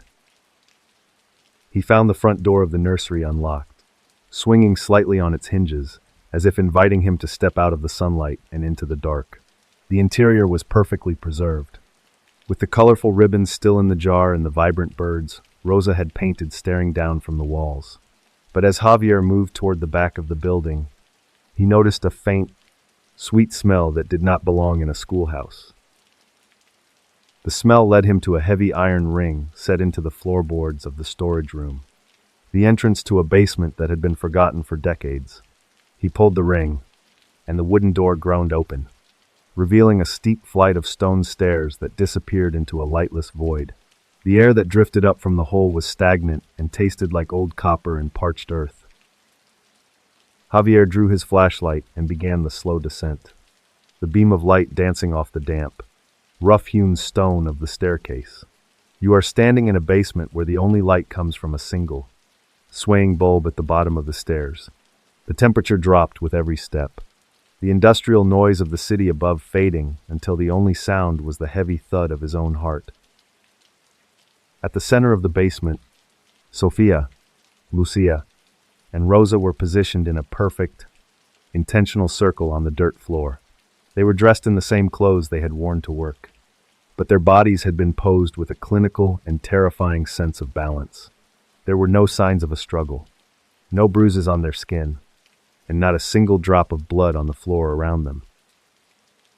Each woman had been killed with a single, precise puncture over the heart, a wound so clean it looked as if it had been made by a surgeon's needle. But it was what the killer had done afterward that made Javier's hand tremble as he held the flashlight. Their hearts had been surgically removed, and in the empty spaces in their chests, the killer had placed dried desert marigolds. The flowers were a vibrant, haunting orange against the pale skin of the women, their petals perfectly preserved in the dry air of the basement.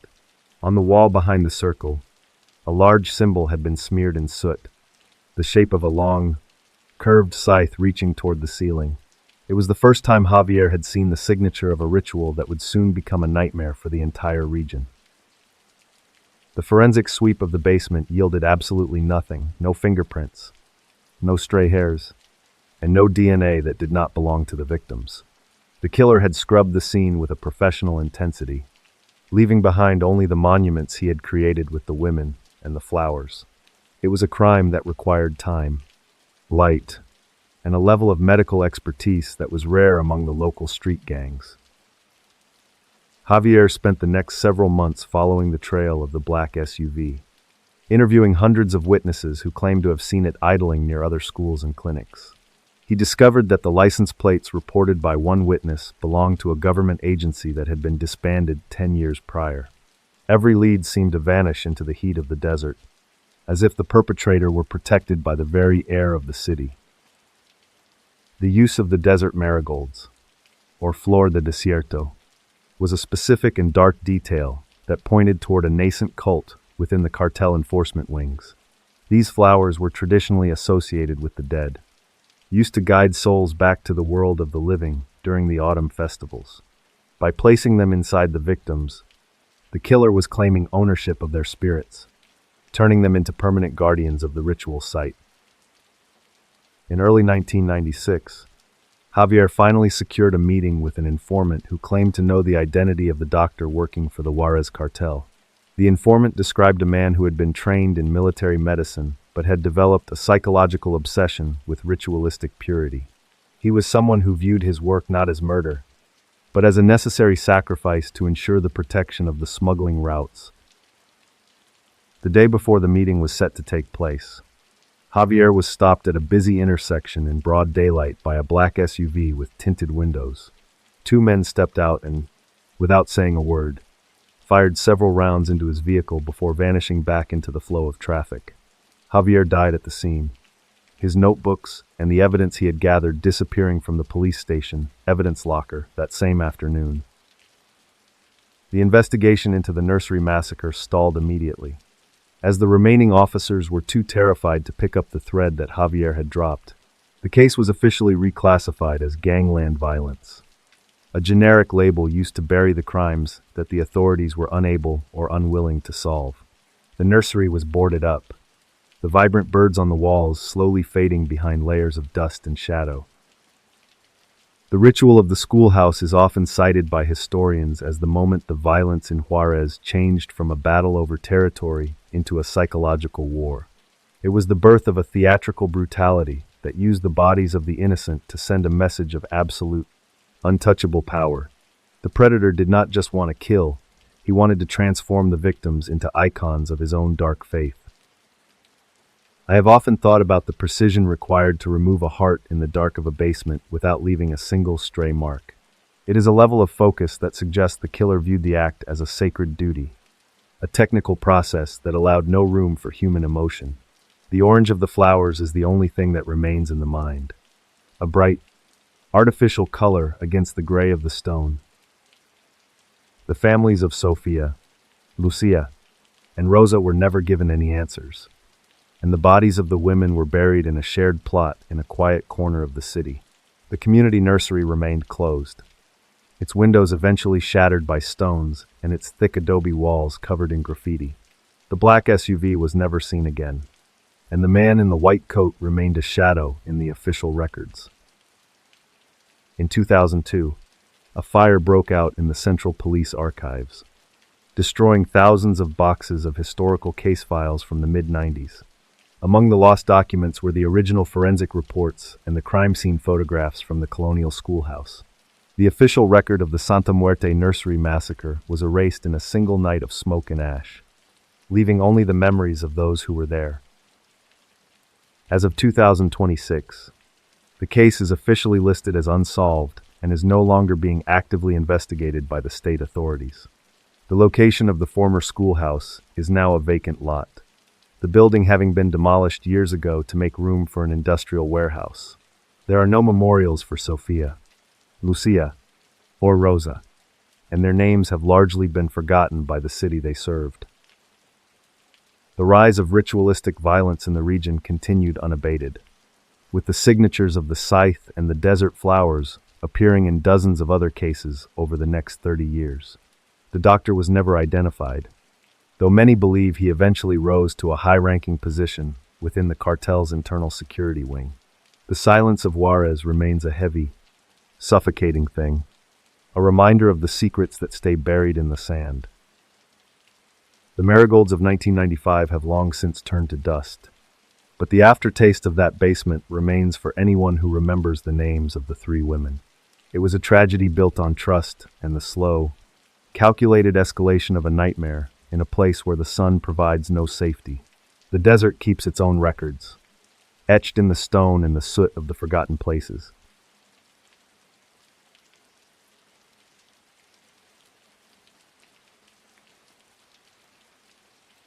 On a cold Tuesday morning in October 1996, a local historian named Eric adjusted his heavy wool coat as he walked toward the ancient burial mounds of Sjöbo. The sun was a pale, weak disk struggling to rise over the Scania plains, casting long, gray shadows across the frost-covered grass. He carried a small notebook and a camera, intending to document the seasonal erosion of the Iron Age earthworks that rose like sleeping giants from the soil. A few miles away, a man in his early 40s spent his final peaceful morning in a small, rented room on the edge of town. He was a quiet person who did not leave much of an impression on the locals. The kind of man who sat in the corner of a cafe and watched the world through the steam of his coffee. He had spent his week walking the rural roads of southern Sweden, his boots caked with the fine, pale mud of the countryside. The man enjoyed the silence of the Swedish autumn, finding a strange comfort in the way the leaves turned to copper and fell without a sound. He had no permanent address and carried his life in a single canvas rucksack that sat neatly by the door. In his mind, he was a traveler simply passing through a landscape that felt older than memory, looking for nothing more than a quiet place to rest for a night. He thought about the warmth of the coffee he would buy once he reached the next village, the simple goal giving his walk a steady, rhythmic purpose. His hands were tucked deep into his pockets, and his eyes were fixed on the horizon where the burial mounds broke the flat line of the earth. To him, the mounds were not a historical site, but a landmark of the solitude he had spent his entire life trying to perfect. The silence of 1,000 years is not easily broken, but a modern machine can cut right through it without leaving a single mark on the air. Eric reached the base of the largest mound, noticing that the morning dew had been disturbed by something much heavier than a fox or a deer. A wide trail of flattened grass led upward toward the summit, where a single, flat sacrificial stone had sat undisturbed for centuries. You are standing on a sacrificial stone where the ancient kings of the north once looked out over their kingdom, the air around you tasting of iron and damp earth. Eric climbed the final few feet, his breath coming in short, white puffs that vanished as soon as they hit the freezing air. He stopped at the edge of the plateau, his eyes widening as he looked at the center of the stone, where a shadow seemed to be stretched out in the gray light. The man from the cafe was now splayed across the rock, his body positioned in a way that defied the natural mechanics of human anatomy. He had been placed face down, his arms extended to the sides like wings, and his back opened in a series of deep, vertical lines. Eric did not move, his camera hanging forgotten around his neck as he realized that the man was not resting, but had been turned into a monument. The scene was remarkably clean, with no signs of a frantic struggle or the chaotic mess usually associated with a violent crime in the wilderness. The historian backed away slowly, his boots catching on a thick, black electrical cable that snaked through the grass toward a clump of bushes 50 yards away. The cable led to the charred remains of a small patch of grass where a heavy machine had recently been idling in the dark. The Sjöbo police arrived within the hour, their blue lights flashing against the ancient earthworks as they cordoned off the entire archaeological site. They moved with a clinical caution, and their forensic kits clicking open in the quiet morning as they began the slow process of documenting the ritual. The lead investigator noted that the victim had no identification, no tattoos, and no distinguishing scars that could link him to a name or a family. One sharp detail caught the attention of the medical examiner as he knelt beside the sacrificial stone to examine the wounds. The cuts on the man's back were perfectly straight and uniform, showing a level of precision that could not have been achieved with a handheld knife or an axe. They were the work of a high-speed industrial tool, a machine that had been used to recreate a Viking myth with modern, surgical neatness. The blood eagle was a legendary execution method described in Norse sagas, where the ribs were separated from the spine and pulled outward to resemble the wings of a bird. Most historians considered the practice to be a literary invention rather than a historical reality, a dark story told to frighten enemies. But on that mound in 1996, someone had gone to great lengths to prove that the myth could be made physical. The investigation revealed that the killer had used a portable generator and a professional-grade circular saw to perform the ritual in the middle of the night. A witness from a nearby farm reported seeing a mud-covered white van driving without lights toward the mounds at 2 o'clock in the morning. The van had disappeared into the mist long before Eric arrived, leaving behind only the rhythmic hum of the generator and the high-pitched whine of the saw. I have often thought about the sound of a saw in a place meant for eternal sleep, and how the ancient dead must have recoiled from such a cold and modern noise. The perpetrator was not a disorganized youth or a frantic occultist, but someone with the steady hands of a carpenter or a butcher. They had treated the body as a piece of raw material, shaping it into a ritualistic form with a total absence of human emotion. The victim remained a ghost in the system, his fingerprints not matching any criminal or civil records in Sweden or the rest of Europe. He was a man who had successfully erased himself from the world, only to be found and claimed by someone who wanted to turn his anonymity into a message. The police searched local neo-pagan circles and black metal groups, but the cleanliness of the crime scene suggested a much older and more disciplined predator. The site of the murder was found to contain several geometric arrangements of stones that did not match any known archaeological patterns of the Scania region. These were new additions, placed with a surveyor's accuracy to align with the rising sun on that specific October morning. The killer had been planning the event for months, choosing the victim and the location to create a perfect, industrial symmetry between the past and the present. As of 2026, the Sjöbo sacrifice remains one of the most haunting cold cases in the history of Scandinavian forensic science. The victim is still unidentified, buried in an anonymous grave that is marked only by a case number in the provincial archives. Recent DNA testing performed in 2025 confirmed that the man was likely of Central European origin, but no living relatives have ever been located. The white van was never found, and the circular saw used in the ritual was never recovered from the thousands of similar tools sold in the region each year. The mounds of Sjöbo are still there, rising from the plains like silent witnesses to a night that logic cannot fully explain. The case is a reminder that some rituals are not about the gods, but about the terrifying things a human mind can do when it has a machine and a plan.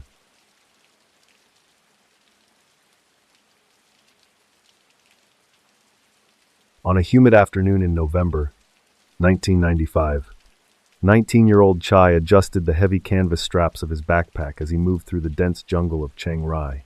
The air was a thick, wet curtain that smelled of crushed ferns, rotting teak leaves, and the metallic tang of the coming monsoon. He kept his head down, focusing on the heels of the man in front of him, trying to ignore the coarse hemp rope that bound his left wrist to the person ahead and his right to the person behind. Chai grew up in a small Hmong village perched on a steep hillside, where the morning mist often stayed trapped in the valleys until noon. He was the eldest of 4 children and spent his days tending to a small plot of upland rice and a handful of stubborn mountain goats. His father had a persistent cough that kept him confined to a sleeping mat, and his mother spent her evenings sewing intricate embroidery by the flickering light of a kerosene lamp. Chai was a quiet boy who found comfort in the predictable cycles of the seasons and the steady work of the farm. He had a deep, unspoken love for his younger sister, often carving small wooden animals for her out of scraps of fallen mahogany. His only dream was to earn enough money to replace the leaky thatch roof of their home with sturdy corrugated metal before the heavy rains of the following year. In his village, the arrival of the recruiters was a common event that occurred twice a year. Usually when the rice stores began to run low, these men wore mismatched camouflage and carried heavy assault rifles with a casual, terrifying ease that silenced the village elders. They spoke of backdoor work across the border, promising a sum of cash that could sustain a family for an entire harvest season in exchange for a few days of labor. Chai accepted the offer without hesitation, thinking only of the silver coins he would press into his mother's hand upon his return. He packed a small tin of salt and a spare shirt, saying a quick, dry-eyed goodbye to his family before joining 10 other young men from the surrounding hills. They were all roughly the same age, with calloused hands and a shared, desperate hope for a better life. The group spent their final peaceful evening in a hidden clearing, sharing a meal of sticky rice and dried pork while the jungle insects hummed a rhythmic, buzzing chorus. Chai sat near the edge of the fire, watching the way the orange light played across the faces of his companions, most of whom he had known since childhood. They spoke in low whispers about what they would buy with their earnings: a new plow, a sturdy bicycle, or perhaps a radio. The following morning, the atmosphere changed as the guards produced a long, thick coil of hemp rope and began tying the men together in a single daisy chain formation. Chai felt the rough fibers bite into his skin, but he did not complain, assuming it was a standard safety measure for navigating the treacherous, unmarked jungle trails. Each man was given a heavy backpack that had been lined with thick industrial plastic to protect its contents from the humidity. The trek was a brutal, 12-hour march through terrain that was more vertical than horizontal, requiring constant balance and collective movement. Chai found that if one man stumbled, the entire line was jerked violently, forcing them to move with a coordinated, mechanical precision. The weight of the backpack pressed into his spine, a constant reminder of the responsibility he carried for his family's survival. By the third day, the group reached a remote clearing near the Myanmar border, where they were ordered to sit in a silent line while the guards moved into the brush. Chai watched as the heavy backpacks were taken from them and replaced with empty ones, the weight suddenly lifting from his shoulders in a way that should have felt like a relief. But the silence that followed was not the silence of rest. It was a heavy, expectant void. You are standing in a small circle of flattened ferns, your wrists burning from the rope and the sweat stinging your eyes while the jungle heat presses in from all sides.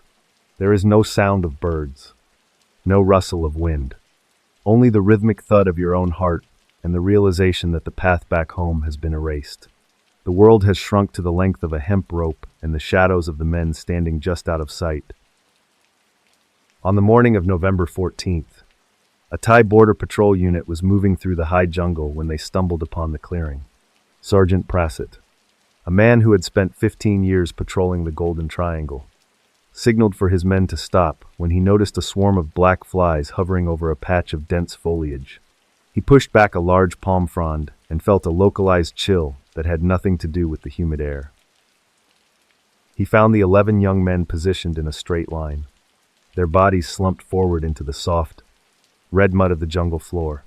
They were still tied together by the same long hemp rope, a daisy chain of death that had kept them in formation even after their final moments. The scene was remarkably orderly, with no signs of a struggle and no indication that anyone had tried to break the line and run.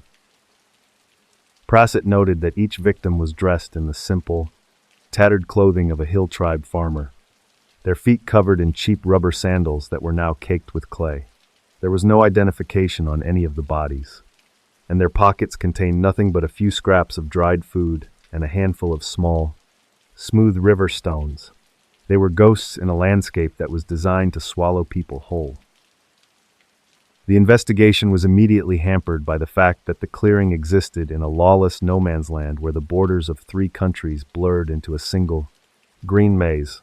Prasit sent word to the local Hmong and Lahu villages, inviting the elders to come and identify the dead. But his request was met with a wall of absolute, terrified silence. To claim a body was to claim a connection to a crime that carried a death sentence from the cartels. The backpacks found at the scene were empty, but they had been carefully wiped clean of any residue or fingerprints.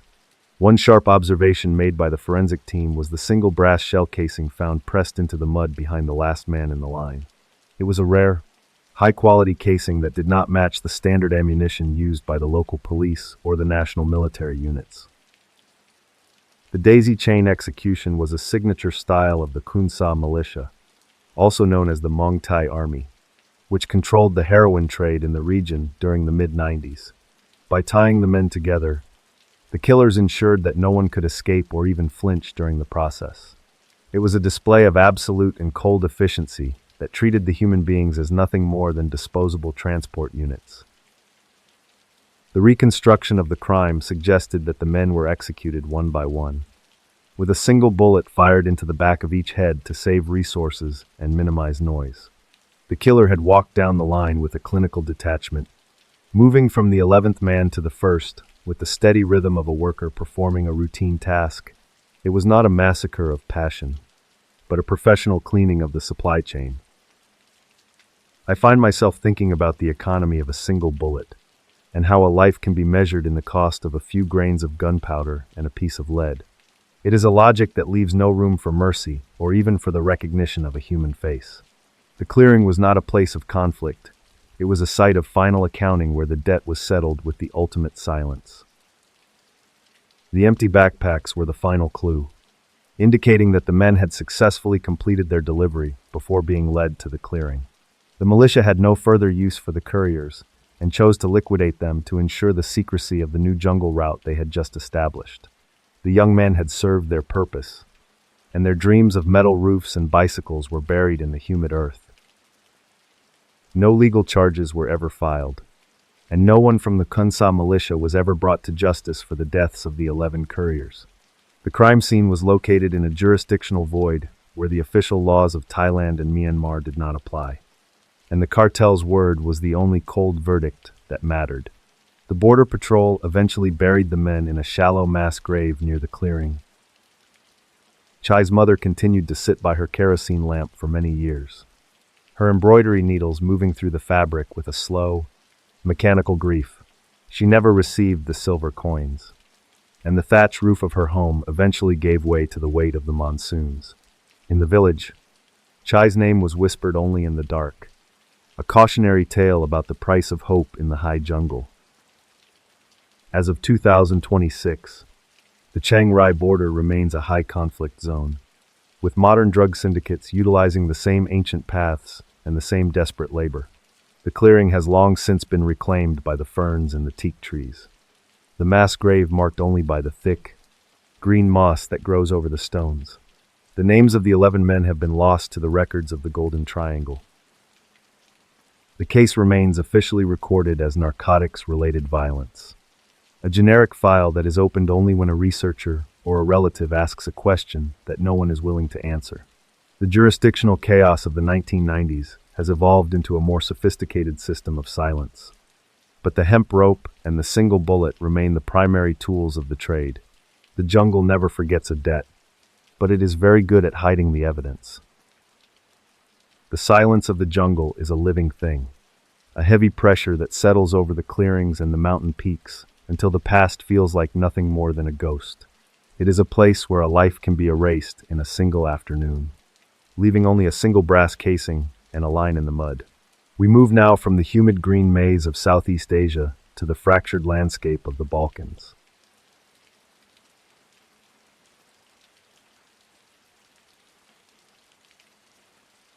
On a sweltering afternoon in July 1995, 26-year-old Marco sat in the passenger seat of a white 4x4, watching the jagged horizon of the Balkan mountains. The air inside the cabin was thick with the scent of dusty upholstery and the metallic tang of unperishable medical crates stacked in the back. He adjusted his glasses and looked at the map, tracing the narrow line of the road that led toward the fractured city of Mostar. Marco was a doctor from Milan who had spent the last 3 years working in emergency rooms before deciding to volunteer for an international aid mission. He was a man of quiet habits, someone who preferred the steady logic of a heartbeat to the chaotic noise of city life.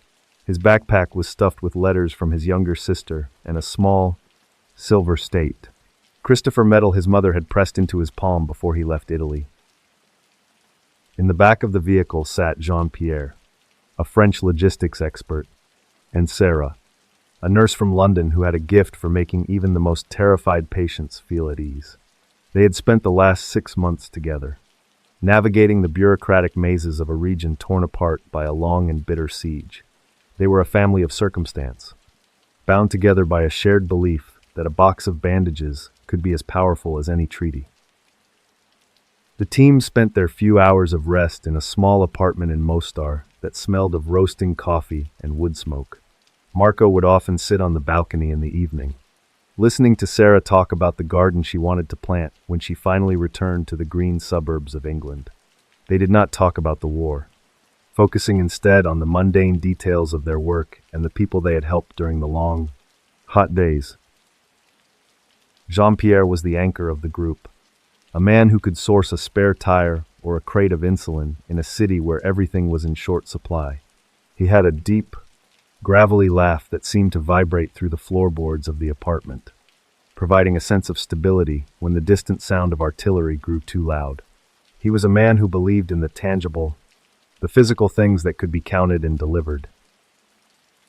Their mission for the day was simple: deliver 300 crates of antibiotics and surgical supplies to a small field hospital located in a designated safe zone. The route was supposed to be clear, a corridor monitored by international observers to ensure that humanitarian aid reached those who needed it most.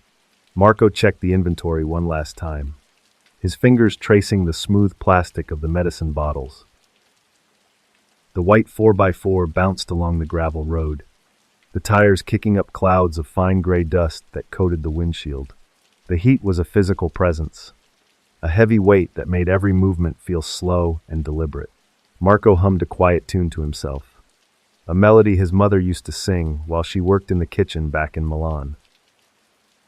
Sarah reached out and patted Marco's shoulder, offering him a warm smile as she handed him a plastic bottle of lukewarm water. They were only 10 miles from their destination, and the tension that usually accompanied their border crossings had begun to fade into a weary relief. The world outside was a landscape of charred stone and empty fields, but inside the vehicle, the atmosphere was one of quiet, professional focus. As the road dipped toward a shallow valley, Jean-Pierre slowed the vehicle to a crawl, his eyes fixed on a cluster of figures standing in the middle of the track. A temporary checkpoint had been erected using a few coils of rusted concertina wire and a battered wooden gate. It was a sight that did not appear on any of the military maps Jean-Pierre had studied that morning. 3 men stepped out from the shadow of a nearby grove of trees, their rifles held in a relaxed but ready position. They were dressed in mismatched camouflage gear and heavy boots, but there were no patches, no flags, and no insignia on their uniforms. They were shadows in a landscape where every soldier was supposed to have a name and a side. Jean-Pierre rolled down his window, holding out the international accreditation papers that granted the team safe passage through the region. He spoke in a calm, authoritative voice, explaining their mission and the contents of the white vehicle. The man closest to the window did not look at the papers, his eyes fixed instead on a small, handwritten list he held in his gloved hand. The man spoke a mixed dialect that Marco could not fully place, a harsh and rhythmic language that felt out of step with the local surroundings. He gestured for the team to step out of the vehicle, his face as expressionless as the gray stone of the mountains. Marco felt a sharp prickle of unease at the base of his neck. The peaceful rhythm of the afternoon suddenly fractured. The team was led away from the road and down a steep embankment that led to a massive stone railway bridge. The bridge was a relic of an older era, its arches covered in moss and its shadow casting a cold, damp gloom over the gravel of the riverbed. The sound of the white 4x4's engine idling on the road above was the only connection to the world they had left behind. Underneath the bridge, the air was stagnant and smelled of old wet concrete and the sharp, cold scent of the river water. You are standing in a place where the sun never reaches, the sharp gravel biting into the soles of your boots as the men behind you chamber rounds with a mechanical click. The world has narrowed to the gray curve of the arch above, and the sound of the water rushing over the stones just inches away. The leader of the group began to walk down the line of aid workers, comparing their faces to the descriptions on his list. He stopped in front of Marco, looking at him with a cold, analytical focus that felt like a physical touch. He then turned to Jean-Pierre, his brow furrowing as he realized that the names on the list did not match the people standing in the shadow of the bridge. Marco watched the man's eyes as the realization of the mistake settled in, a brief flash of frustration passing over the killer's face. In that moment, Marco realized that they were not the targets of an intended hit, but merely an inconvenient obstacle in a larger, invisible game. Sometimes the world is not divided by borders, but by the weight of a name you do not carry. The mercenaries held a brief, whispered conversation, their voices muffled by the steady roar of the river. One of the men looked up at the road, checking the horizon for any sign of international patrols or curious witnesses. The decision was made with a clinical efficiency that allowed no room for negotiation or the recognition of their humanitarian status. Luca, the youngest member of the team and the lone survivor, had been walking at the very back of the group when they reached the riverbed. As the first man turned toward the team with his rifle raised, Luca had tripped and fallen into a thick patch of reeds that lined the water's edge. He did not cry out, his body reacting with a primal instinct to stay low and perfectly still in the freezing current. The gunfire was short and rhythmic, a series of sharp cracks that echoed against the stone arches of the bridge before being swallowed by the wind. Marco felt a sudden, sharp heat in his chest and thought, for a fleeting second, about the silver medal in his pocket and the garden Sarah would never plant. Then the gray light of the bridge faded into a total and absolute silence. The mercenaries did not stay to check the bodies or the white vehicle, vanishing into the dense brush of the mountains as quickly as they had appeared. They left behind the medical supplies, the letters home, and the 6 people who had come to the valley to save lives. The silence that returned to the bridge was heavy with the weight of a mistake that could never be corrected. Luca remained in the water for nearly 2 hours, his body shivering with a cold that seemed to come from the very center of his bones. He watched the light fade from the sky and the first stars emerge over the peaks, his mind unable to process the speed at which his world had ended. He finally crawled out onto the gravel, his hands shaking as he moved toward the silent figures in the dark. The investigation by the international authorities began 3 days later. After the abandoned 4x4 was spotted by a UN patrol, the crime scene was a puzzle of contradictions. With no shell casings left behind and no physical evidence to link the unit to any of the local factions, it was as if a ghost unit had reached out from the mountains and then simply dissolved back into the mist. Forensic experts eventually located 3 rare bullet casings buried deep in the gravel at the water's edge. The casings were of a specific Swedish manufacture, a type of ammunition that was not standard for any of the military units operating in the region at the time. This detail suggested that the killers were well-funded mercenaries supplied by an external source that remained anonymous. The lone survivor's testimony was recorded in a sterile office in The Hague, but his words were often dismissed as the result of war-induced trauma. He spoke of men who moved like professionals and a leader who looked at a list of names as if it were a grocery order. The international community, eager to maintain the fragile ceasefire of 1995, was slow to pursue the shadow unit. I find myself thinking about the bridge as a border between the seen and the unseen, a place where the rules of the world are suspended. The aid workers were killed not for who they were, but for who they were not. A paradox of war that defies all moral logic. The Swedish bullets remain the only physical proof that the mercenaries ever existed at all. The case was eventually presented to the International Criminal Tribunal for the former Yugoslavia, but no indictments were ever issued. The Bridge of Sighs massacre became a footnote in the larger history of the conflict, a tragedy that remained unsolved because the perpetrators held no rank and wore no flag. The white 4x4 was eventually salvaged and sold for parts in Sarajevo. The families of Marco, Sarah, and Jean-Pierre were left with a final report that used the word unknown 42 times. They held their own memorials in Milan, London, and Paris, but the lack of a legal verdict meant that their grief remained an open, unhealed wound. The bridge in Mostar stayed silent, its stone arches continuing to cast their long, cold shadows over the river. As of 2026, The case files for the aid worker massacre remain closed and inactive in the International Archives. A small, private memorial plaque was placed under the bridge by a group of former volunteers, but it is frequently vandalized or covered in graffiti. The names of the 6 people who died there are known to only a few aging relatives and a single survivor. Luca now lives in a quiet village in the south of Italy, far away from the mountains and the sound of rushing water. He still wakes up in the middle of the night, feeling the cold gravel against his palms and the weight of the stone arch over his head. He is a man who carries the silence of the bridge with him every day, a witness to a debt that will never be paid. The Swedish ammunition was eventually traced to a shipment that had disappeared from a warehouse in Stockholm in 1994. The trail led through several shell companies in Switzerland and Cyprus before vanishing in the chaos of the Balkan arms market. The identity of the ghost unit remains one of the most significant intelligence failures of the post-war period.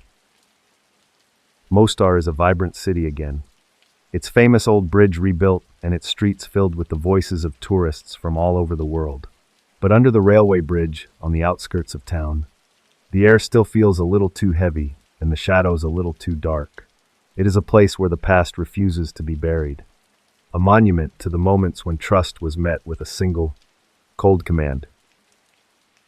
The medicine crates were never delivered, and the surgical supplies were eventually looted by passing scavengers in the weeks after the massacre. The field hospital in the safe zone continued to operate without them, the doctors using old rags and local herbs to treat the wounded. The world moved on, but the gap left by the 6 missing workers remained a permanent part of the landscape. The silence of the bridge is a reminder that in the shadow of war, the most dangerous thing you can carry is a name that someone else is looking for. It is a place where the logic of the living is replaced by the cold verdict of the dead. We leave the gray stone of the Balkans behind now, moving toward the vibrating steel of a high-speed train in the heart of India.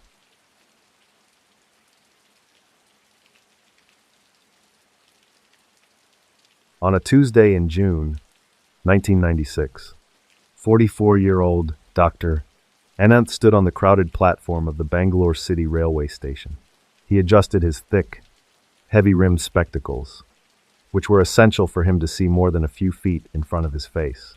The humid air of the station was filled with the scent of diesel fumes, roasted peanuts, and the frantic energy of thousands of travelers moving toward the Shatabdi Express.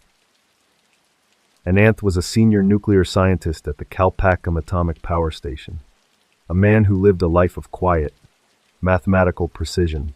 He was known for his habit of arriving at his office exactly 10 minutes early, carrying a leather briefcase that contained the latest research papers and a thermos of strong ginger tea.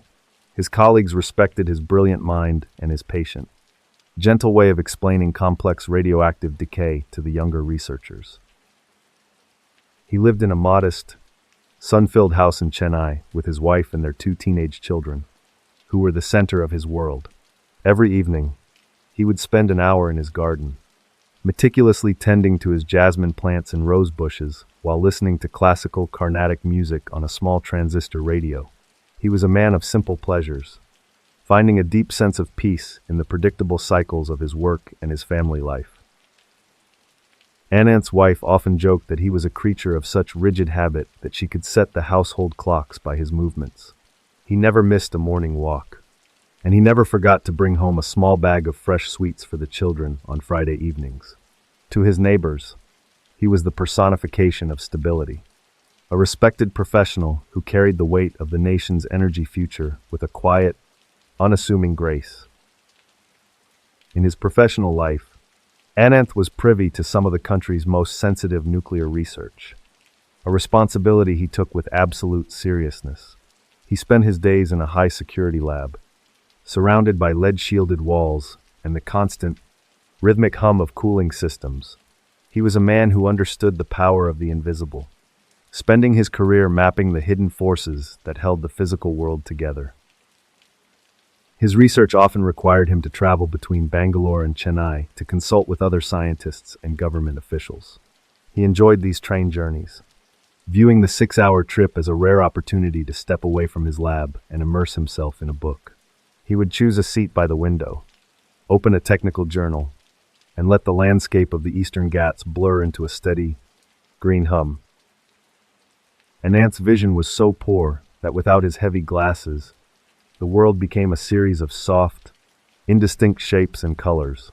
He guarded his spectacles with a desperate intensity, keeping them in a hard leather case on his nightstand and never leaving home without a spare pair in his bag. To him, the glasses were not just a tool, but a vital connection to the reality of the world around him. He was a man who valued his privacy, rarely speaking about his work outside the walls of the research facility.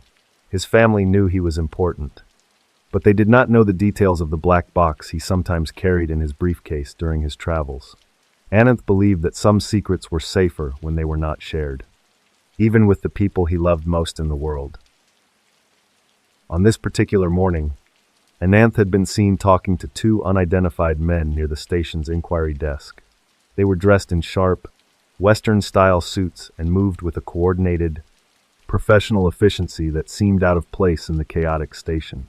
Witnesses later recalled that the men spoke to Ananth in low, hurried tones, and he appeared to be listening to them with a look of intense, focused concentration.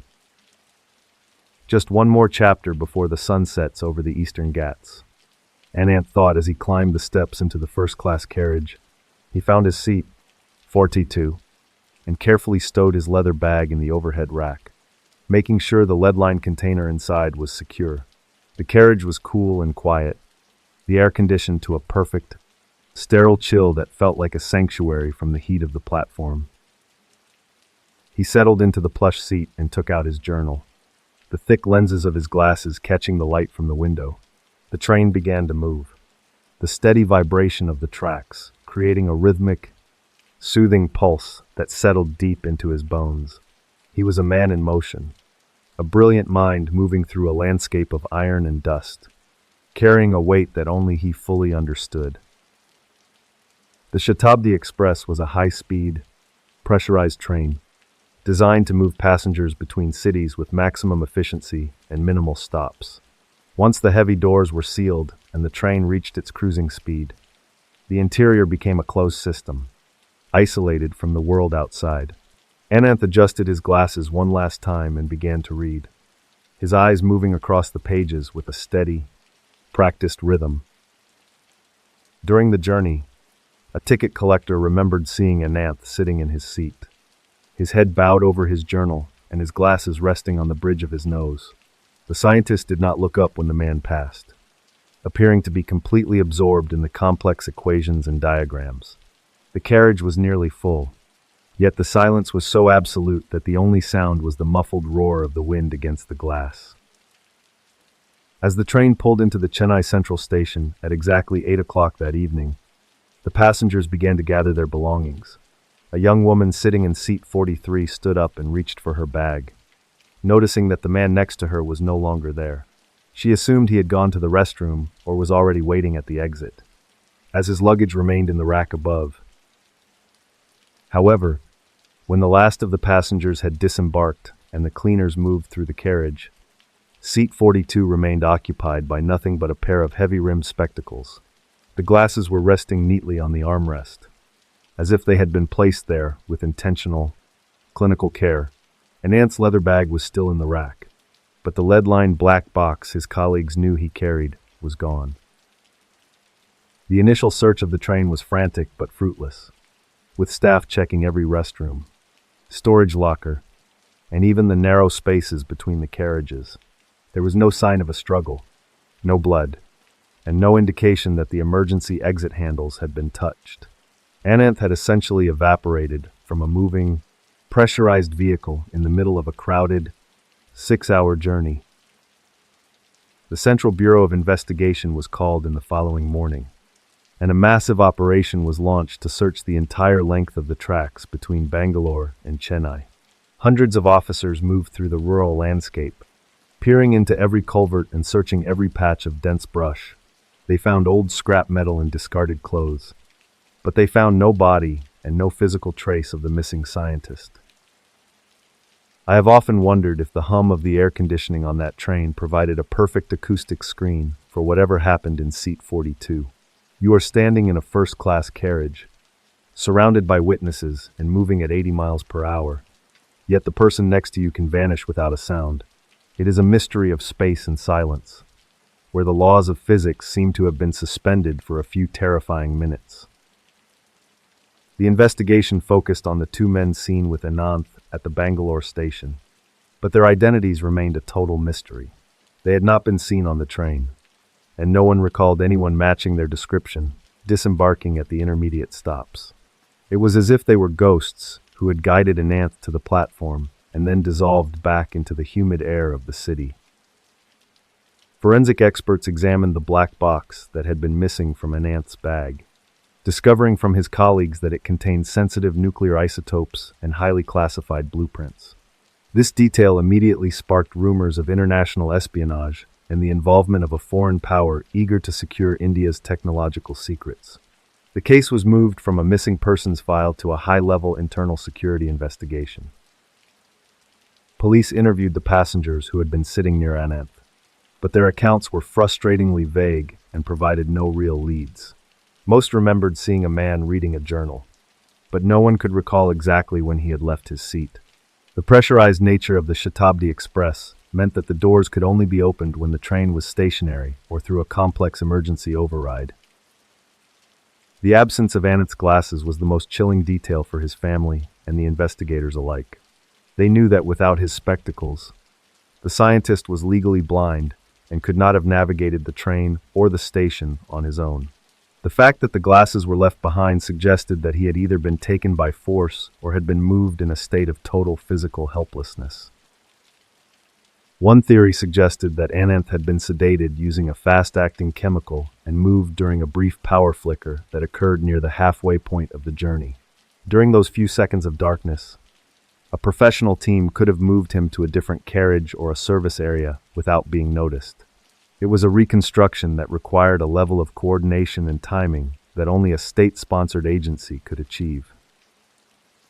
The CBI tracked Ananth's bank accounts and personal communications, but they found no evidence of financial trouble or any contact with unauthorized individuals. He was a man whose loyalty to his work and his country had never been questioned by anyone who knew him. The investigation was forced to conclude that he had been the target of a highly sophisticated and silent extraction. The black box of Chepauk became a symbol of a new kind of threat, one where a nation's most valuable assets could be removed in broad daylight. The disappearance sent a shockwave through the Indian scientific community, leading to a massive overhaul of security protocols for high-level researchers. Ananth's chair in the lab remained empty, his ginger tea thermos sitting on his desk as a silent reminder of the void he left behind. The climax of the mystery is the realization that a human being can be taken from a crowded room without anyone seeing the moment it happens. It is a failure of observation and a triumph of professional tradecraft that defies all logic. Ananth did not run away, and he did not fall from the train. He was simply deleted from the physical record of the journey. The investigation officially stalled in the late 1990s, as the lack of a body or a suspect made it impossible to pursue the case further. Rumors persisted for years that Ananth had been seen in various foreign capitals, working in underground labs far from the reach of the Indian authorities. None of these reports were ever verified, and his family was left with a silence that was as absolute as the vacuum of space. The explanation for the disappearance remains a matter of intense debate within the intelligence community to this day. Some believe it was a defection, while others are convinced it was a liquidation aimed at stalling India's nuclear progress. Within the limits of the case record, all that is known for certain is that a man boarded a train with his glasses and arrived as nothing but a memory. Ananth was a man of habit, and his final habit was his absolute devotion to the secrets he carried. He understood that some information was worth more than a life, and he may have been a willing participant in the silence that followed. His story is a reminder that in the world of high-stakes science, the person is often the least important part of the equation. As of 2026, Dr. S. Ananth remains on the missing persons list, and his disappearance is considered one of the greatest internal security mysteries in Indian history. The CBI files are still classified as active but stagnant, and periodic reviews of international dental records have failed to produce a match. His house in Chennai was eventually sold. The jasmine garden he tended now overgrown and silent. The Shatabdi Express still runs the route between Bangalore and Chennai every day. Its carriages filled with a new generation of travelers and scientists. Most of them have never heard the name of the man who vanished from seat 42. But a few of the older porters still remember the night the glasses were found. The train continues to move, a steady hum in a landscape that keeps its secrets well. The mystery of the black box is a story of evaporation, a cold and clinical removal that leaves no trace of the struggle. It is a puzzle where the most important piece is a pair of spectacles resting on a plush armrest in the dark. We move now from the moving steel of the train to the static, absolute silence of a high-security hotel room in Oslo.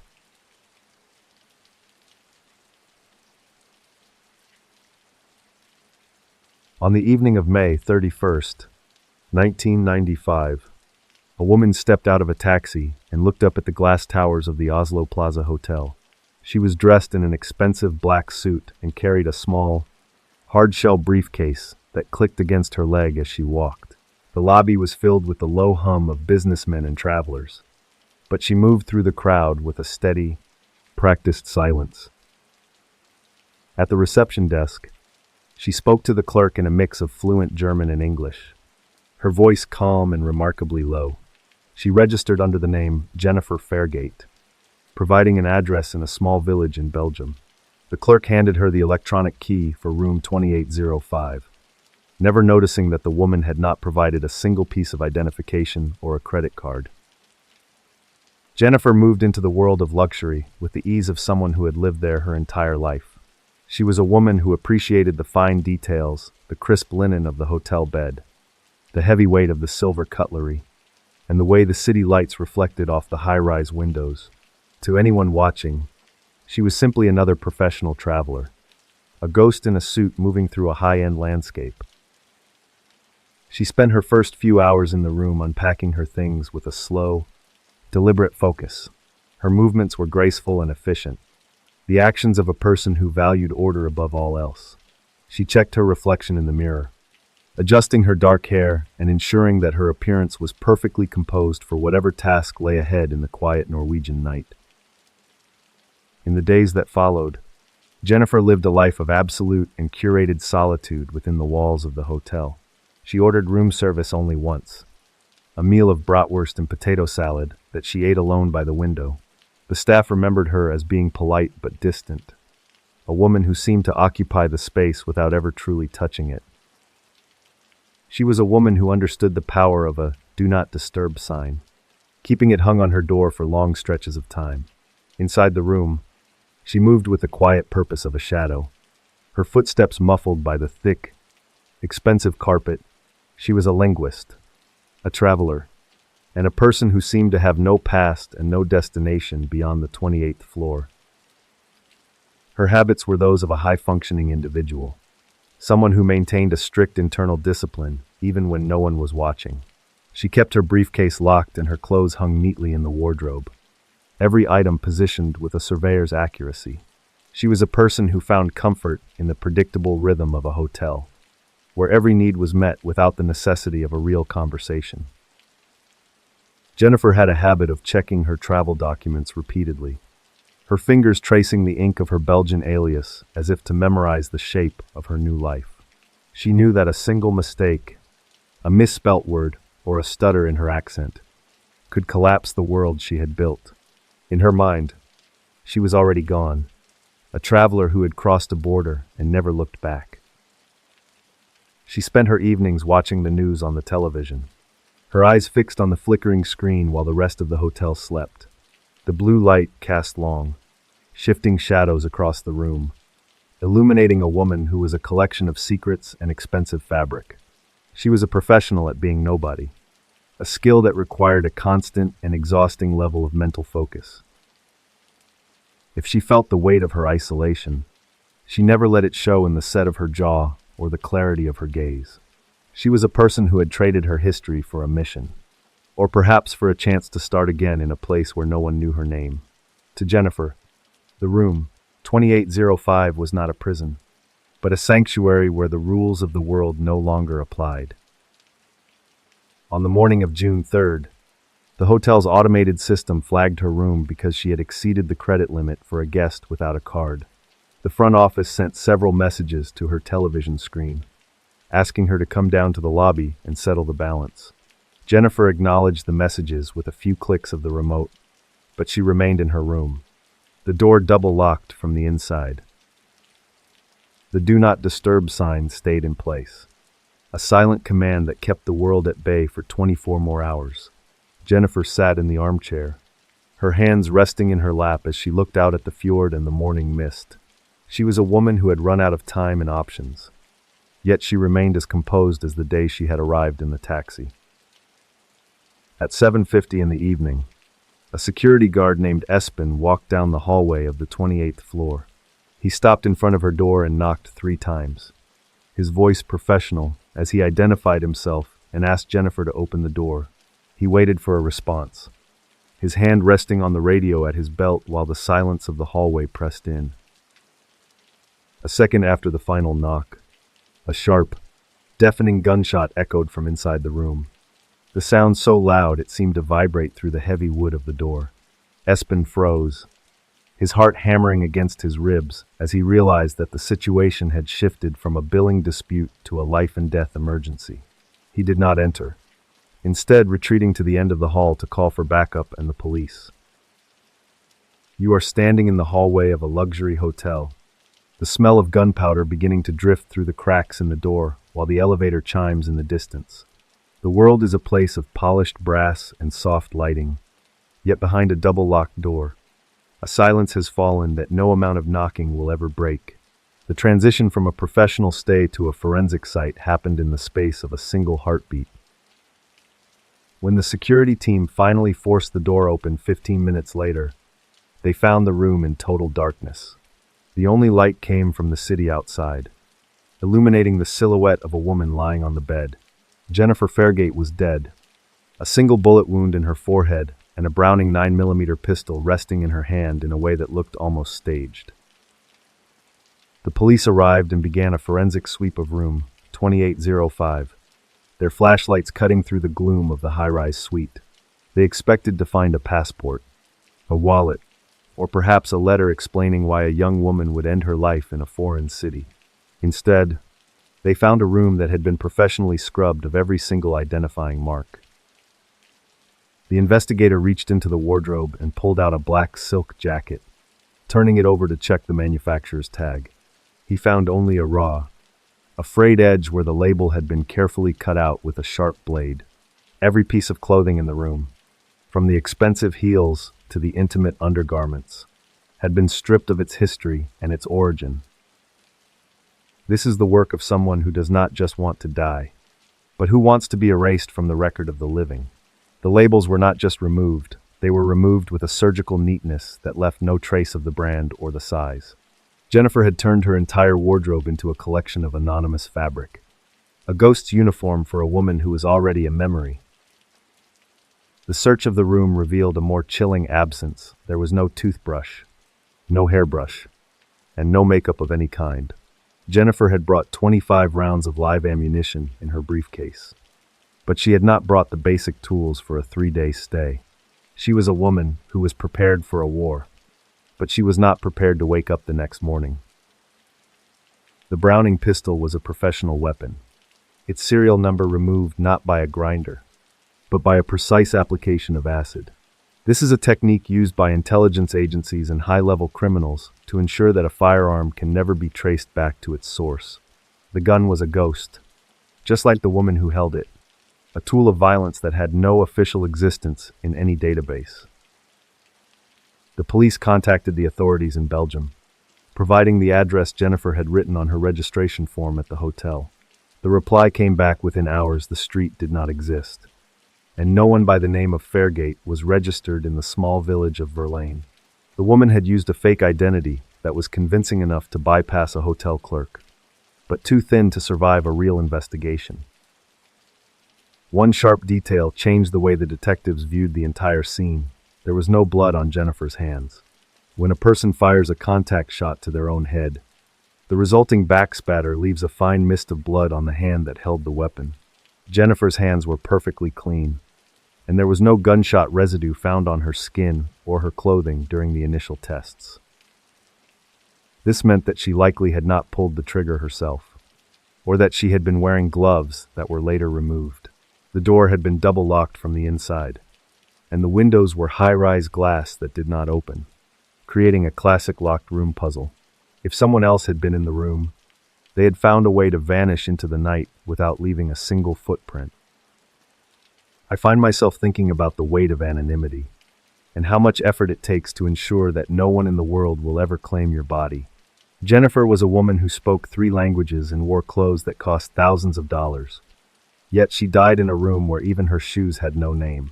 She was a ghost who had perfected her own evaporation, leaving behind only a pile of anonymous fabric and a lead-lined silence. The investigation looked into the misspelling of her alias on the hotel form, where she had written Fairgate before crossing it out and writing Fairgate. This human error suggested she was a person who had been trained to provide a cover story but had faltered under the immense pressure of the moment. It was a single, small crack in a professional exterior that otherwise remained impenetrable to the police. The Norwegian authorities eventually concluded that the death was a probable suicide, despite the lack of forensic evidence on her hands. They buried the woman in an anonymous grave in Oslo, her headstone marked only with a date and a question mark. No one ever came to claim her. No family reported her missing, and no intelligence agency ever acknowledged her as one of their own. In 2016, the case was reopened by investigative journalists who secured permission to exhume the body for modern DNA testing. They found that Jennifer was likely of German heritage and had spent her early years in the northern part of the country. But even with a genetic profile, they could not find a single match in any public or military database in Europe. As of 2026, the identity of the woman in room 2805 remains one of the greatest mysteries in the history of Norway. The case file is still classified as an open death investigation. Though the physical evidence has long since been archived, the Jennifer Fairgate enigma is a story of a woman who stepped into a hotel and out of existence in the same cold breath. The room 2805 is still there, a sterile and expensive space that shows no sign of the gunshot or the woman who once looked out at the fjord. The hotel guests move through the hallways, their labels intact and their identities secure, never knowing they are walking past a site of absolute erasure. The ghost of Jennifer remains a part of the city's atmosphere, a shadow that the light of the 21st century cannot reach. The mystery of the hotel room is a reminder that even in a world of constant surveillance and digital footprints, a person can still choose to be invisible. It takes a specific kind of discipline to cut every label and leave every toothbrush behind. A discipline that Jennifer took to her grave. She was a traveler who reached her final destination and made sure that no one would ever be able to follow her. The aftertaste of the Oslo Plaza is one of cold silk and acid-etched steel, a puzzle where the answer is always just out of reach. We leave the luxury towers of Norway now, moving away from the locked doors and the missing names. We are traveling toward a scenic overlook in Australia, where a glint of silver at the bottom of a ravine is about to reveal a different kind of discarded life.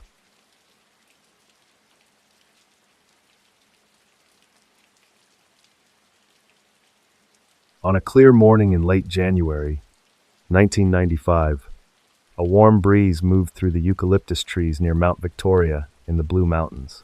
2 bushwalkers were navigating a rugged trail that hugged the edge of a steep sandstone ravine, their boots crunching on the dry needles and loose gravel of the ridge. The sun was high and bright, casting a harsh light that made the distant valley look like a sea of shimmering, hazy blue. One of the hikers stopped to adjust his pack and looked down into the deep shadows of the brush 30 meters below the cliff edge. He noticed a sharp, unnatural glint of silver reflecting the sunlight from a tangle of ferns and fallen branches.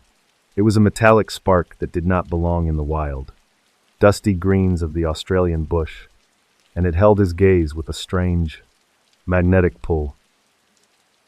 The hikers descended the steep slope with careful, Deliberate steps, their hands gripping the rough bark of the trees to steady their balance. As they reached the bottom of the ravine, they found a large, silver Samsonite suitcase resting upright against a mossy boulder. It was a high-end, expensive piece of luggage, looking remarkably clean and out of place in the damp, shaded silence of the mountain floor. The suitcase was locked tight, its metallic surface cool to the touch, despite the heat radiating from the cliffs above. There was no name tag, no airline sticker, and no physical indication of who had owned it or how it had arrived at the bottom of a 30-meter drop. The hikers stood in the quiet for a moment, the only sound being the distant, rhythmic call of a kookaburra echoing through the trees. Before the suitcase became a piece of evidence in a cold case file, it belonged to a young woman who had lived a life of quiet, hidden ambition. She was between 18 and 25 years old, with dark hair and a slender frame that suggested she moved through the world with a light, graceful step, though her name remains unknown. The details of her belongings spoke of a person who valued quality and took great care of her appearance. She had grown up in a cold, Eastern European city where the winters were long and the opportunities for a young woman were often limited by the reach of the old Soviet system. Her family had clearly invested in her future, ensuring she received high-end dental work that utilized expensive materials and techniques exclusive to that region. She was a daughter, perhaps a sister, and certainly someone who was deeply loved before she vanished into the machinery of the 1990s. She wore a delicate silver necklace with a butterfly pendant, a small piece of jewelry that she likely touched out of habit when she was nervous or deep in thought. The necklace was a mass-produced item from a Singaporean gift shop, a tiny clue that she had traveled through the humid, neon-lit terminals of Southeast Asia on her way to the Southern Hemisphere. She was a traveler, moving between worlds with a passport that would eventually be erased from the record. In her mind, she might have imagined Australia as a place of infinite light and new beginnings, a sanctuary far from the gray concrete of her childhood. She had packed a wardrobe of expensive, Western-style summer clothes, choosing fabrics that were light and breathable for the intense heat of a Sydney January. She wanted to blend in, to look like any other successful young professional arriving for the start of a bright, new season. You are standing at the edge of a 30-meter drop, looking down into a green abyss where the air is still and the world feels completely empty. You can feel the weight of a suitcase in your hands, the metal handles cold against your palms as you prepare to let go of everything you have tried to hide. It is a moment of absolute isolation, where the only witness is the vast, uncaring silence of the Blue Mountains. The young woman had likely arrived in Australia during the massive tourism boom of 1994, a time when the borders were busy and the oversight of international arrivals was often stretched thin. She was a ghost traveler, a person who entered the country under a false identity or was smuggled in through a network that specialized in high-value human cargo. She had a role to play, perhaps as a courier or a guest, but her utility was always destined to be temporary. She spent her final days in a world of clean hotel rooms and quiet, professional conversations that never touched on the truth of her situation. She was a person who understood the value of discretion, keeping her head down and her belongings organized in the silver Samsonite case. She lived on the periphery of the city, a shadow moving through the bright Australian light, waiting for a signal that would never come. I find it strange how a person can be so carefully maintained and yet so easily discarded when their presence becomes a liability to the system. The industrial plastic used to line the suitcase was a specific type found in the seafood export industry, a cold and clinical material designed to contain moisture and odors. It was a choice made by someone who understood logistics better than they understood the value of a human life. When the police finally forced the locks of the suitcase in a sterile forensic lab in Sydney, they found the woman's remains inside. Wrapped in that thick, industrial plastic, she had been dead for approximately 6 months, her body preserved by the cool, shaded environment of the ravine.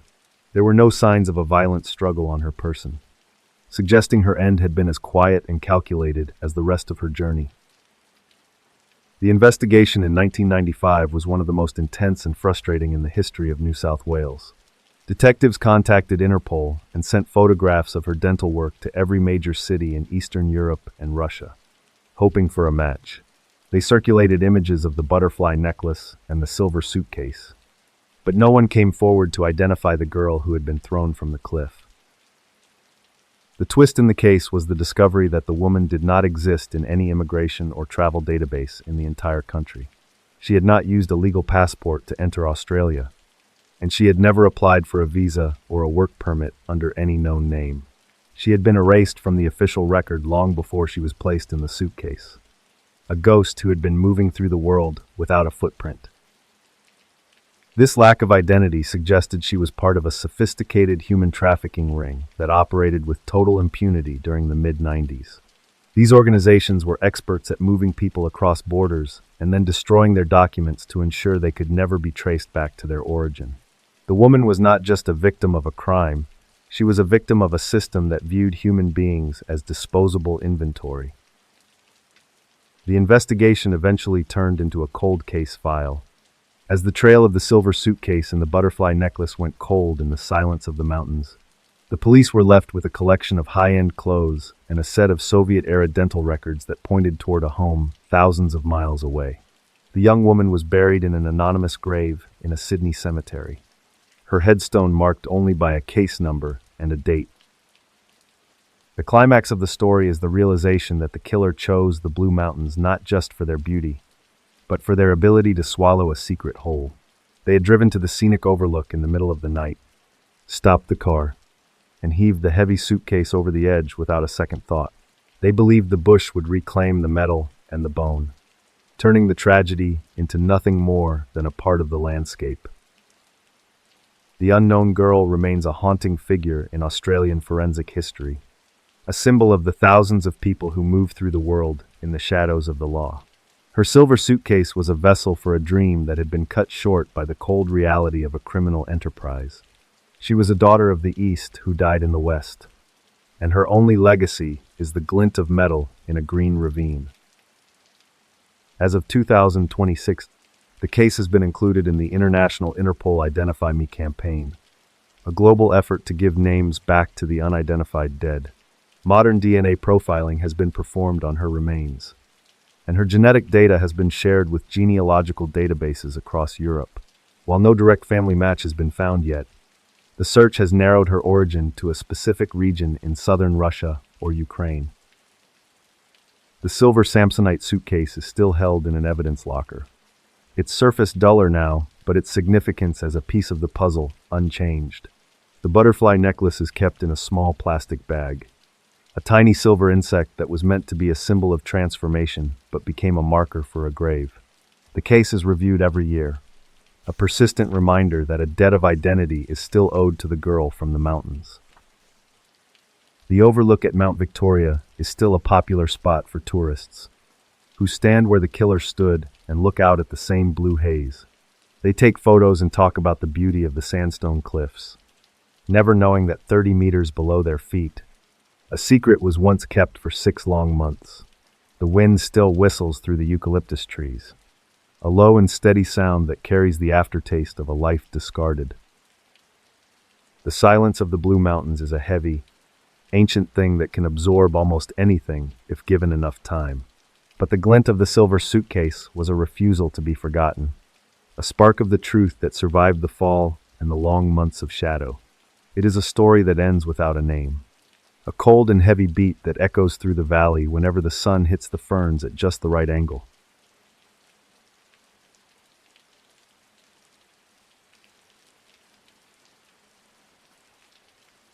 We often believe that the things we should fear will arrive with a jagged shadow or a loud, crashing entrance that breaks the peace of our homes. We are taught to look for the monsters in the dark woods or the figures wearing masks in the middle of a storm. But the true horror of the world is far more clinical and much more patient than the stories we tell ourselves around a flickering campfire. The most terrifying moments of the late 20th century did not happen in haunted ruins or during the peak of a dramatic lightning strike. They occurred in broad daylight, inside community nurseries, where the walls were painted with bright birds and in the quiet carriages of high-speed passenger trains. Evil does not always scream to announce its presence, more often. It arrives with a polite smile and a professional coat. True fear emerges when the logic of the everyday begins to fail in small, quiet ways that we choose to ignore until it is too late. It is the white van idling in a parking lot that stays just a few minutes too long, or the neighbor who is just a little too helpful with the garden fence. The danger is not in the anomaly itself, but in the way the anomaly blends into the background of a normal Tuesday afternoon. We have walked through 14 stories tonight that prove the world is a much smaller and more fragile place than we would like to admit. From the iron mines of Alabama to the misty peaks of Sintra, the common thread is the shattering of a peaceful, ordinary life by a force that was hiding in plain sight. These were not ghosts or legends, but real people who made a choice to turn the ordinary into a nightmare. Consider the man who built a vertical prison inside a grain silo. A model citizen who spent his days protecting the very empire he was secretly dismantling. He did not look like a predator, he looked like a guard. A person whose entire job was to ensure that the rules were followed and the perimeter was secure. The horror lay in the periscope he installed on the roof, a tool of observation that turned a human life into a data point. You are standing in your own hallway right now. The floorboards cool beneath your feet, and the refrigerator humming a steady rhythm in the kitchen. You look at the front door and see the heavy brass lock that you turned just an hour ago, feeling a sense of absolute control over your environment. But the stories of the 1990s remind us that a lock is only as strong as the trust we place in the people on the other side. I wonder if that shadow in the corner of the living room was there 5 minutes ago, or if the wind outside is truly just the wind. This is the flash of inner thought that opens a door we can never truly close once we understand how thin the veil of safety really is.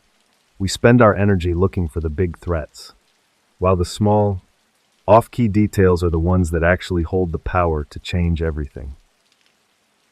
Evil is not an anomaly. It is a choice made by a person who understands exactly how to use the landscape of the normal to hide their intent. The most dangerous predator is the one who knows how to fold the laundry, how to drive a taxi, and how to speak the language of a concerned neighbor. They do not hide in the shadows, they hide in the light, waiting for the moment when you look away to check the time. The radio transmissions on Red Mountain were not just a series of recordings, but a calculated use of the local geography to broadcast a private agony to an entire city. The killer used the very air that the residents breathed to move his message, turning a scenic overlook into a site of high-tech psychological warfare. He understood that the most effective way to create fear is to make it a part of the daily routine. We see the same clinical detachment in the way the labels were cut from the clothing in room 2805, or the way the hearts were replaced with flowers in Juárez. These are not the actions of a disorganized mind, but the work of people who viewed the human body as a material to be modified and discarded. They stripped away the identity of their victims, leaving behind only the cold, hard facts of their own absolute control. The world of 2026 is filled with even more ways to be watched, and even more ways to disappear than the world of 30 years ago. Our digital footprints and our constant connectivity create a new kind of map, one that can be used by anyone with the right tools and the wrong intentions. The lessons of the past remain the same. The most important thing you can do is pay attention to the details that do not fit. When the footprints on the beach simply stop 50 meters before the water, it is a reminder that the physical world does not always provide an answer. We want to believe in a linear cause and effect, a trail of evidence that leads back to a logical conclusion. But sometimes, the silence is the only thing the earth is willing to give back to us, leaving the families to search for a ghost in the silver sand. The tragedy of the unknown girl in the silver suitcase is the ultimate expression of how a human being can be reduced to a piece of unwanted luggage. She was a person with dreams and a butterfly necklace, yet she was discarded in a ravine as if her existence had no more value than the plastic she was wrapped in. It is a cold verdict on a world where travel and anonymity can be turned into a trap for the vulnerable. We must remember that the ordinary is a shield, but it is a shield that can be used by both the protector and the predator in equal measure. The peace of a quiet dining room or the safety of a first-class train carriage is only as real as the people who occupy those spaces. Once that peace is fractured by a single off-key detail, the world can never truly return to the shape it had just a few seconds before. I have often thought that the most haunting part of these stories is not the moment of violence, but the long, heavy silence that follows the disappearance. It is the sound of a dog whimpering on a porch, or a telephone ringing at 3 a.m. with only the sound of heavy breathing on the other end. These are the echoes of a trust that has been broken, a resonance that stays in the air long after the crime has been committed. Observation is our only true defense against the slow encroachment of the dark into our everyday lives, and it requires a constant, quiet vigilance. We must look at the white van. We must listen to the static on the radio. And we must notice when the person next to us on the train is no longer wearing their glasses. The world is a beautiful place, but it is also a place where the shadows have a habit of moving when we blink. As for the stories of the 1990s, they remain frozen in the archives, a series of cold files that remind us of the fragility of our own security. The names may fade and the buildings may be demolished, but the nature of the threat remains as constant as the rising of the sun. We live in the gap between the known and the unknown, and it is a gap that is much narrower than we would like to believe. If you have stayed with me through these 14 journeys into the dark, I want to thank you for your time and your quiet attention tonight. These stories are a heavy burden to carry, but they are also a way to honor the people whose lives were interrupted by the things that move in the silence. If you enjoy this style of storytelling, subscribe to the channel and hit the notification bell so you never miss a night. Leave a comment and let me know which of these stories stayed with you the longest. And tell me where in the world you are listening from tonight. I read every one of your messages, and it is a reminder that even in the dark, we are not as alone as we might think. Your support allows me to keep digging into the files and bringing these forgotten mysteries back into the light of the present. The rain is still falling against the window, and the white noise is a steady hum that blankets the house in a final, quiet layer of peace. Check the locks one more time. Ensure the windows are tight, and let the darkness of the night stay on the outside of your door. There is power in the ordinary, and there is safety in the routine. So cherish the small things that make your world feel solid and real. The most terrifying thing is not the monster you can see, but the evil that knows how to blend into the room where you are sitting right now. It is a sharp observation, but one that is necessary if we are to understand the true depth of the shadows that surround us. Sleep well, listen to the silence, and remember that some signals are always looping in the air, waiting for a radio to catch them. Good night for now, and I will see you back here very soon for another journey into the strange, the dark, and the mysterious. The world is full of stories that are waiting to be told, and the archives are never truly empty of the things that stay buried in the sand. Keep your eyes open, your ears tuned to the static, and never forget that the most ordinary day can hold the darkest secret. One last look at the mountain, one last check of the station platform, and then we let the year 1995 slide back into the gray mist of history. The people are gone, the cases are cold, but the aftertaste of the mystery is something that we will carry with us into the morning light. The transition from the dark back to the world of the living is a slow and careful walk. We have reached the end of the night, and the rain has finally begun to taper off into a soft, rhythmic dripping from the trees outside. The silence that remains is clean and empty, a blank page where the next story will eventually be written by the hand of time. Take a deep breath, feel the ground beneath your feet, and be grateful for the light that is coming over the horizon. The ordinary is a gift, and the mundane is a sanctuary that we must protect with everything we have and everything we are. Do not look for the jagged edges tonight. Look instead for the warmth of the home and the steady pulse of the people you love. The monsters are real, but so is the strength we find when we refuse to let the darkness define the shape of our lives. One final thought before I go. The most important detail is the one you haven't noticed yet. So keep looking until the picture finally makes sense. The world is a puzzle of 1,000 pieces, and we are all just trying to find where we fit in the grand design of the light. Stay safe, stay observant, and always trust the instinct that tells you when the silence is just a little too loud. This is the end of the broadcast, but the echo of the voice will stay in the air for as long as you choose to listen to the wind. The 13,000 characters of the night have been spent, and the story of the ordinary has been told in the cold, calm voice of the dark. The door is locked, the lights are low, and the night is finally complete in its absolute and total silence.